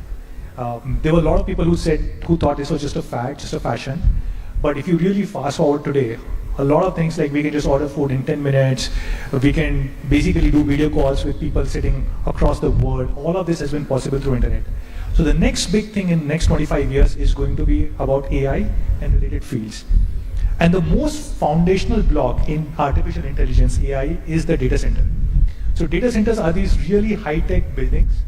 Think of these like high-tech malls, which basically bring like high degree of security, safety, where data and compute is stored, and which is used for building AI cloud, AI compute, which is used to store AI compute and then AI cloud and AI models. So we at G42, one of our goals is to basically build this intelligence grid, a grid of interconnected data centers and compute clusters across the world. If you look at 40, 50 years ago, one of the grid that was built many decades ago was this whole electricity grid. And everything that we use from lights, AC, mobile phones, use this electricity grid. But if you look at 25 years down the line, our children will use two different grids, electricity grid and this intelligence grid, which will be powering the world of AI. And we want to play a small role in making this happen. So when, for example, when President Trump was there in UAE a few weeks ago, we announced that we will build a 5 gigawatt AI data center. And just to give you a reference of how big 5 gigawatt is, today India total combined is about 1.5 gigawatt of total capacity. So we announced something which is almost 4 times bigger than what is there existing in India, out of which 4 gigawatt will be a Stargate initiative, the first Stargate outside of US, which we are building in Abu Dhabi in partnership with NVIDIA, with OpenAI, with SoftBank and many other companies. And we think there's a lot of scope here in the country, in India, because if you look at the recent report, India has become the largest market for OpenAI. About 14-15% of the OpenAI users, 1 out of 6 users in the world, are from India. So there's a lot of opportunity for India, for Andhra Pradesh, to build similar kind of infrastructure, which is AI data centers and compute clusters for companies like OpenAI, for Grok, for Gemini, and for many more. Awesome. So Andhra already has a vision of becoming a smart tech hub, with the quantum computing talking about data lakes, etc. Sir, how do you see the collaboration with UAE adding value, and what are specific tech synergies that you anticipate? Honestly, I think our generation is lucky where we are able to see industrial revolutions at quick succession. In the past we've seen how airport transforms the entire economy. Like look at Hyderabad airport, I think now contributes close to 16 or 18% of Telangana's GDP. I believe that's what data centers actually can do. And data centers can be the nucleus for actual innovation and to kickstart the entire economic activity. This is the foresight that we had way back in 2017-18 when ChatGPT in the current form didn't even exist. That's where we roped in all of them to come to Vizag to make it the data city for India. Last 5 years was a blip, but now we are sort of accelerating that journey. And we want to lead the entire data revolution in India, and we believe we have the right ingredients in Visakhapatnam. And definitely I'm leaning on G42 to support us in this journey. I think UAE and India have a lot in common. Definitely India is the future. We will be a $30 trillion economy by 2047, no questions about it. And Andhra Pradesh will be about a $2.5 trillion economy by then. So we have great aspirations, and then we have the fire in ourselves to actually deliver this. And to be fair, a flight from UAE to Visakhapatnam or Vijayawada is not more than 3 hours. So we are a lot closer to them than Europe is or US is. So I think there's a lot more synergies that we can actually build on. I think there's a lot for Andhra to learn in terms of the investments now we are doing in the UAE. Second, as a HRD minister, for me, it's exciting times because curriculum revamp is required.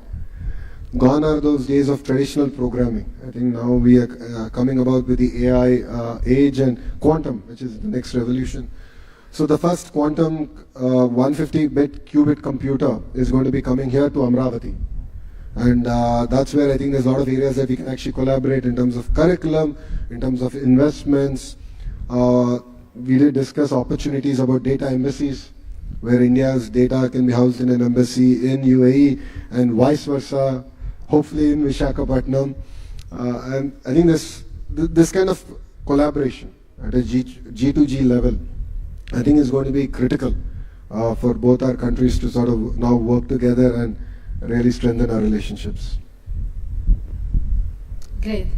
From the data centers to moving through governance through AI. So, Mr. Manu, AI can power citizen services, improve transparency, drive policies, etc. How is AI reshaping governance models in the UAE, and what lessons probably we could learn and be the first mover advantage, while we always are? So I was about to say, I think Andhra Pradesh and Mr. Naidu, he's always been at the forefront of this. I don't know if you remember, 2015 was the first time I came to Vijayawada. Those days the states had just split. Honorable Chief Minister had just announced Amravati as the new capital. And I still remember he took me to this data room, a large data room, in the middle of all paddy fields, like all fields over there. And I was amazed because there were so many computers and screens over there.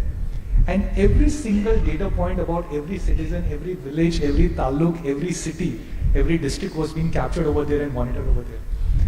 I still remember those days I had not seen these kind of war rooms, data rooms, even in large companies, corporates, but I saw it in Andhra Pradesh, in Vijayawada.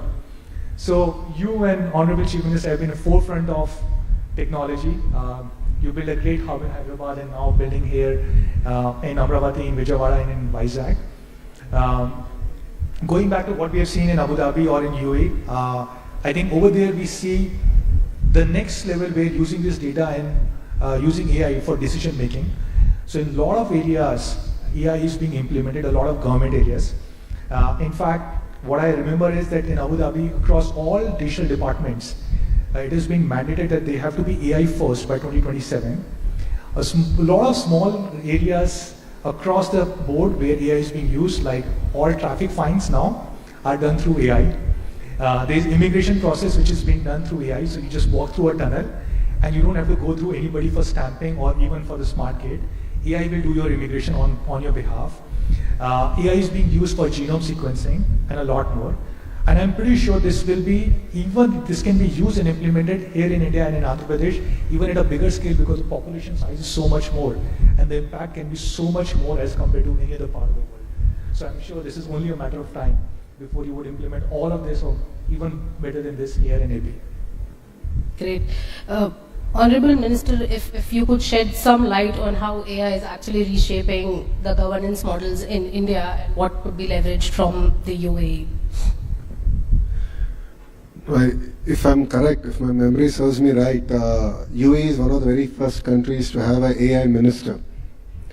Two, they have also in all their boards, there is now an AI board member that enables decision making.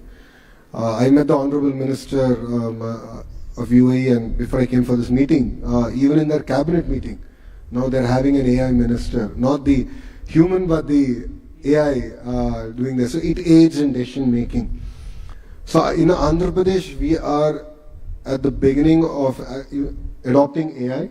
What we've done is we've gotten all the use cases from various departments. So we have close to about 100 use cases now available.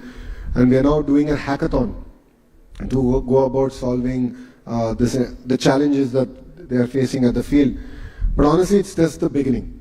I think there's a lot for Andhra to learn from UAE, the kind of implementation that they've done. So I was jokingly telling Manu that if I implement AI in traffic violation, then I'll be out of a job.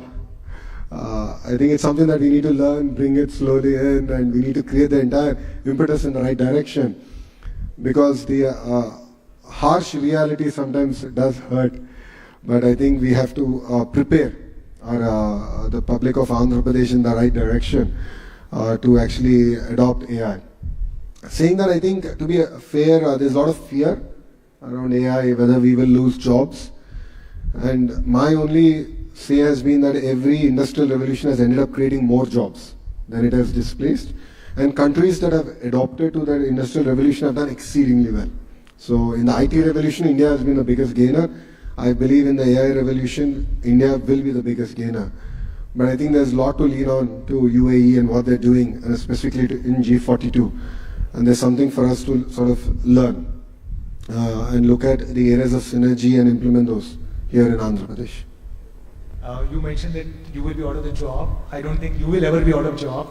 I don't think AI can ever can have the kind of charisma and charm that you have, and will never get the kind of love and support that you get from everybody. So AI will take up a lot of jobs, but definitely not yours. Rightly said, Mr. Manu. As I said, the state is always, a step ahead. Honorable Minister took my question for the next fireside and answered in this one as well. So, moving on to the job creation and economic growth that we always speak about, there are conversations that sometimes data centers are more infra heavy and not that much of a job creations, so on and so forth. But we all know that it's important. It's not just infra, but it's engine of economic growth as well. Mr. Manu, what is your thought on data centers and economic growth? So as Honorable Minister said, I actually think in the next wave, when the wave of AI comes in a very big way, data centers will play a very big role. And not just enabling AI, but being the engines of growth, as he said.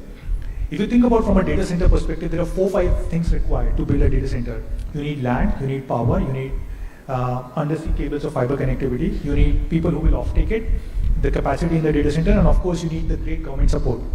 And I think a place like Andhra Pradesh has probably all 5 of these. You have land, you have green energy. Sir was telling me that now they have undersea cable coming to Vizag. Then with Vizag becoming a large technology hub, you will have off-takers over here. And of course, you have a great government support. So I genuinely hope that Visakhapatnam or Andhra Pradesh will become a large hub for data centers. And when you have data centers, then the entire industry moves over there. You will have people who will build large compute clusters, who will build quantum computing, supercomputers, AI computers, GPU clusters in these data centers. Then you will have cloud companies coming and setting up cloud on top of it. You will have AI companies coming and building models on top of it. So while you think of data center as just the building, but what you have to think of is this enables the entire ecosystem. And one data center will generate hundreds and thousands of jobs. Not only people who are working in data center, but all around this, across compute, across cloud, across AI, and those applications built on AI. Great. Sir, given that Andhra is taking a lot of initiatives in AI and data centers, just your thoughts on how are we creating new opportunities for youth, skill development, because that's very important, and how do you see such partnerships that we are doing right now would definitely add value to the story that we are building in?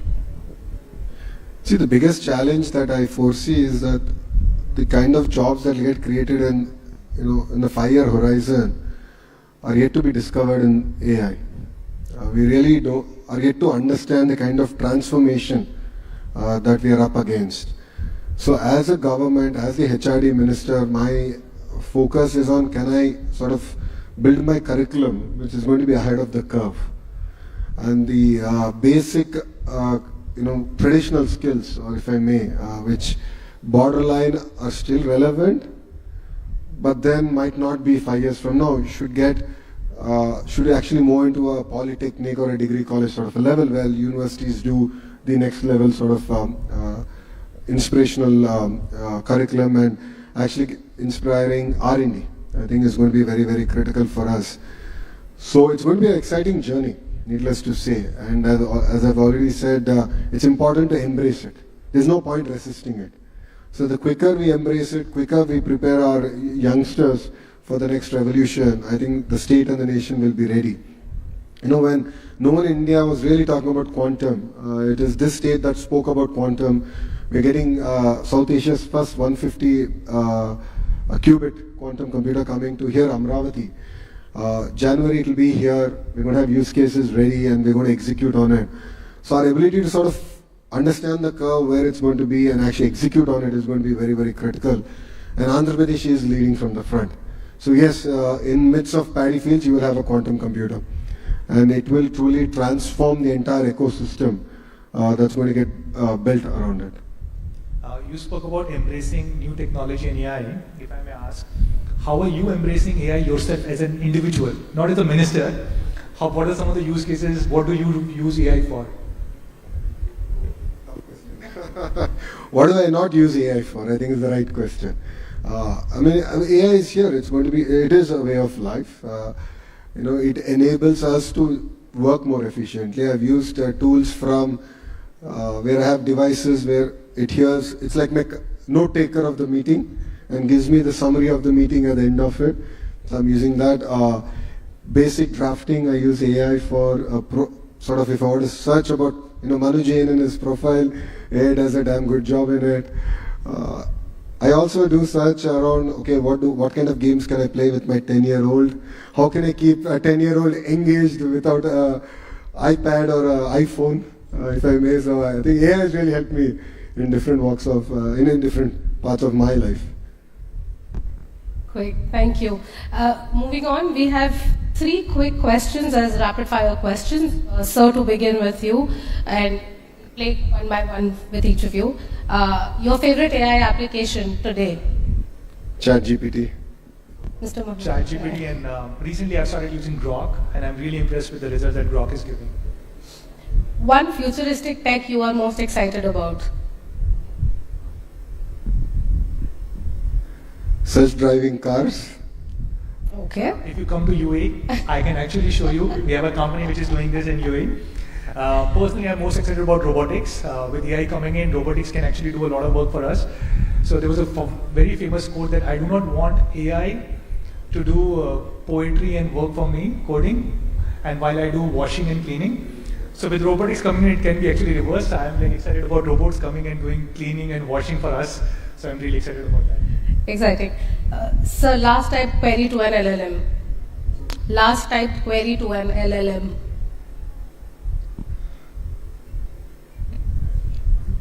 I was drafting automatic WhatsApp reply messages. How to make it more pleasant to share the bad news. For me, I was coming today morning and I realized I've been to Vijayawada so many times over the last 10 years, but I have not been successful in bringing my wife here. So I was asking ChatGPT and Grok what are the best ways that I can convince my wife to come to Vijayawada next time I'm here. And if I may, what was the response? So there were multiple responses, but I think there were a lot of them were also funny. But 3 items I found very useful. First, ChatGPT suggested that I should probably take pictures in front of some of the scenic places or famous places of Vijayawada, especially farmland, and show it to her. Second, I should buy some nice gifts from Vijayawada, which is like local gifts, take it for her. And third, where I need your help, is direct flights from Dubai or Abu Dhabi to Vijayawada. Otherwise, I don't think I can bring her. Thank you so much. This has been amazing and a fascinating conversation that we've had. Today's Fireside Chat didn't even only give us a glimpse into how data centers and AI is not just the buzzwords, but they're the building blocks for future-ready economies. We heard how Andhra Pradesh is positioning itself as a digital powerhouse, creating jobs, skilling youth, and enabling innovation, and how collaboration with global leaders like UAE can fast-track the vision into reality. From policy to infrastructure, from innovation to impact, it's clear that the future will be shaped by those who embrace technology and partnerships with purpose. A big thank you to our speakers, Honorable Minister Lokesh Nara and Mr. Manu Jain, for their insights, candor and vision. Thank you to the audience for joining us and hearing this forward-looking conversation. Let's keep the momentum going because the future is being built. It's right here and right now. Thank you so much, everybody. Thank you. Absolutely. Thank you so much. Raksha, thank you. I request Honorable Minister to felicitate Mr. Manu Jain, CEO, G42 India.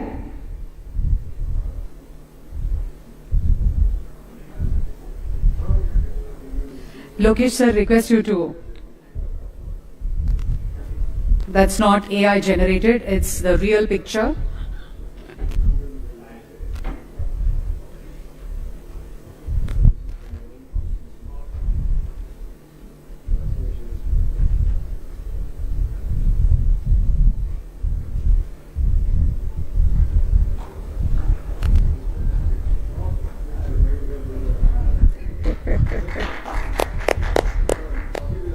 Araku.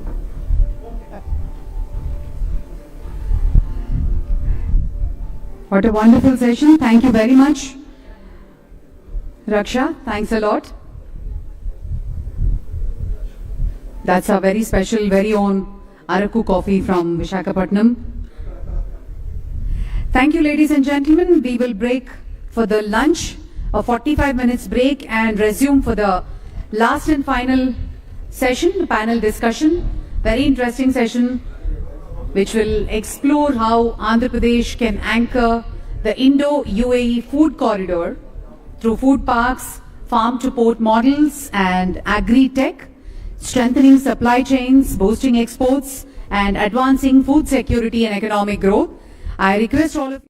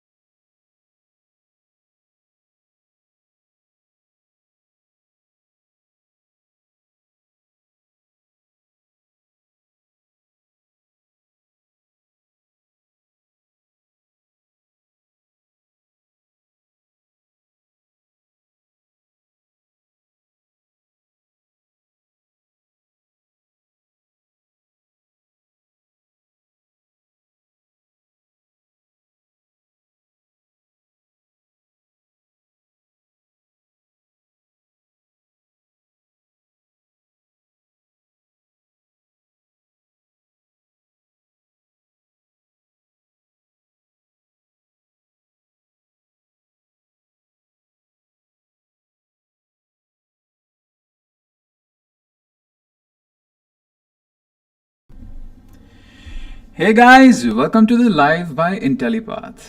I am Ram and I'll be the one covering the live today. So guys, today we'll be learning how to start coding. So if you're a fresher or if you're someone who's just interested into getting into coding, then this live is for you. Alright, so in this session, we'll basically be discussing a lot of different topics that will pertain to how you can start with coding. Alright guys, now we always do this for our YouTube regulars, but if you're new here, please stick till the end because there is a surprise for you. Alright, so now let's take a quick look at our agenda. So in our session today, we'll be discussing different topics, and these are the different topics. First, why learn coding? Then we'll move on to how you can start coding for yourself. How will you start it? Then third, we'll discuss which languages should you start with? Which language should you choose?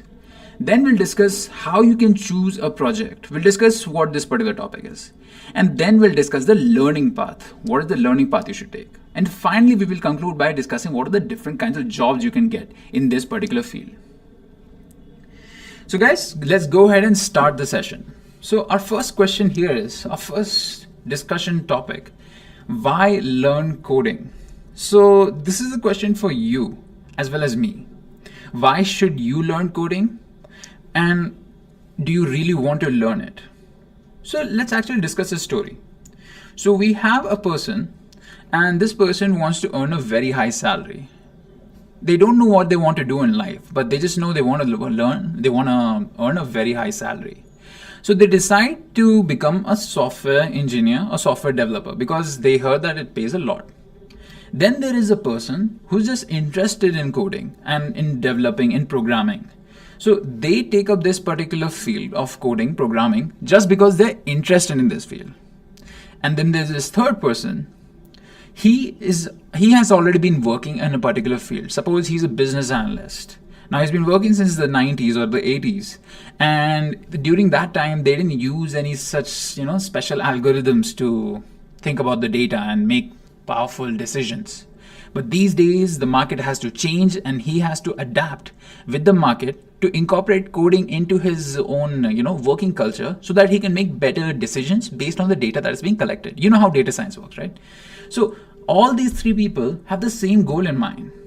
They want to become better at coding. They want to become coders or programmers.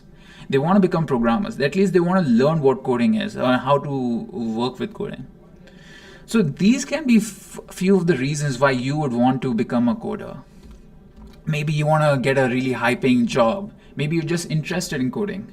Maybe you're just, learning coding to adapt with the change, with the market, adapt to the market, adapt to the change that's happening to the market. So you should ask yourself, why do you want to learn coding? Now, this is important. You should ask this question to yourself because, if you don't have the motive of your learning in mind properly, then you will, fall off the horse. Once you start learning coding, if you see, come across an error, then if you're not able to solve that error, then you'll stop doing it because you don't have any proper motivation. So make sure that you have a proper motivation in your mind when you start off by learning what coding is. So ask yourselves this question: why do you want to learn coding? Alright guys, now let's discuss how you can start coding by yourself. Okay, so you can start coding off, basically by figuring out what you want to do. Alright, so let's discuss this. So now you've asked yourself that, what is your motive to become a coder? Why do you want to program? Now you have to go ahead with the next step, that is to learn how to start coding. So coding, this is a very generic term, how to start coding. It's a very vast field. Computer science is a very vast field. There are so many different fields you can get into.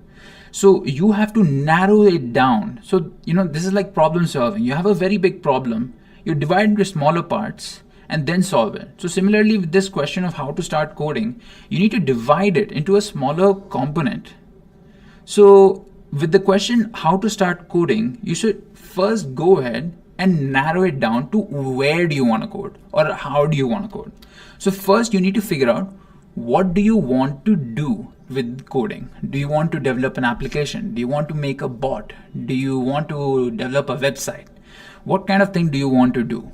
So once you've figured that out, you should go ahead and learn what are the languages and the tools that are required for the particular thing. Let me give you an example.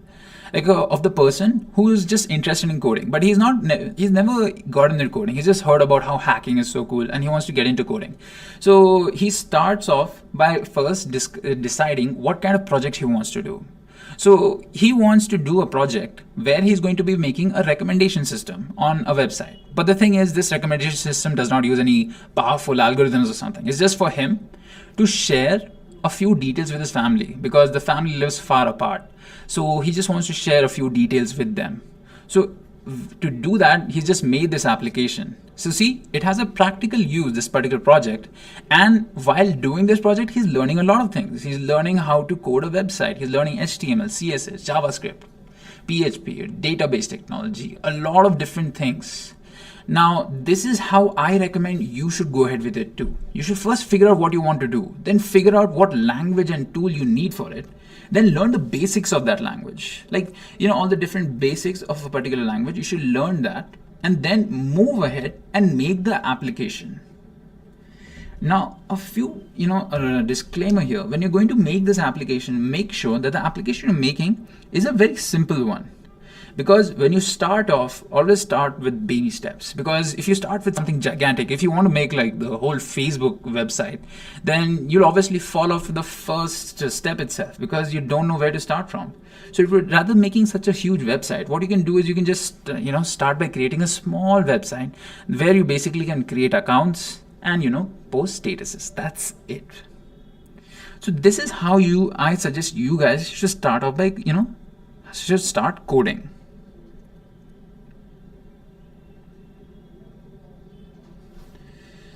All right. So first, that is figure out what you want to do. So let me give you an example. So you can do a lot of things. You can make a small game. So if you're into gaming and you want to make a particular small, you want to get into the gaming industry, you want to become a game developer, then you should start off by making a very small game, app. Not an apps per se, like a particular, like a snake ladders, snake game, the one we had on our Nokia mobiles, like that sort of a game, or very simple one, like, the defender game where you're basically shooting aliens from below.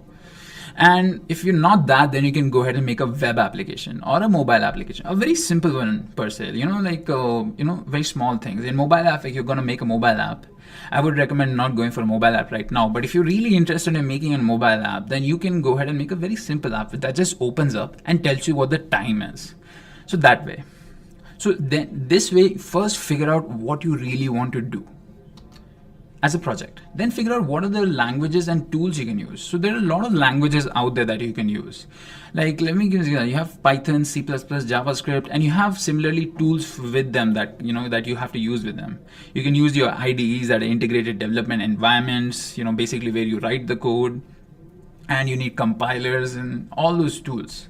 So figure out what do you need with all of this. So to give you a better idea, let's take an example of, you want to make a web application. So you've decided that you're going to be making that web application where you're basically going to be displaying time of all the family members that are living across the globe. And then you decide to choose a particular language. You go ahead using JavaScript because, that is what's used to create the front end. You use JavaScript, HTML, CSS to make the front end. And then you decide to use a particular tool. Maybe you're using Visual Studio Code as the place where you write the JavaScript code. So that is the tool you're using. Then you learn the basics of that language. Now, JavaScript will have a lot of different basics, but it'll have some coding basics also. Like, you have your loops, like for loops, while loops, then you have if statements, then you have variables, then you have functions and arrays. So these are like a kind of the basics of the particular language. Not just the language, these are fundamentals of any language. When you're working with any language, you'll have loops, if statements, variables, and functions and arrays.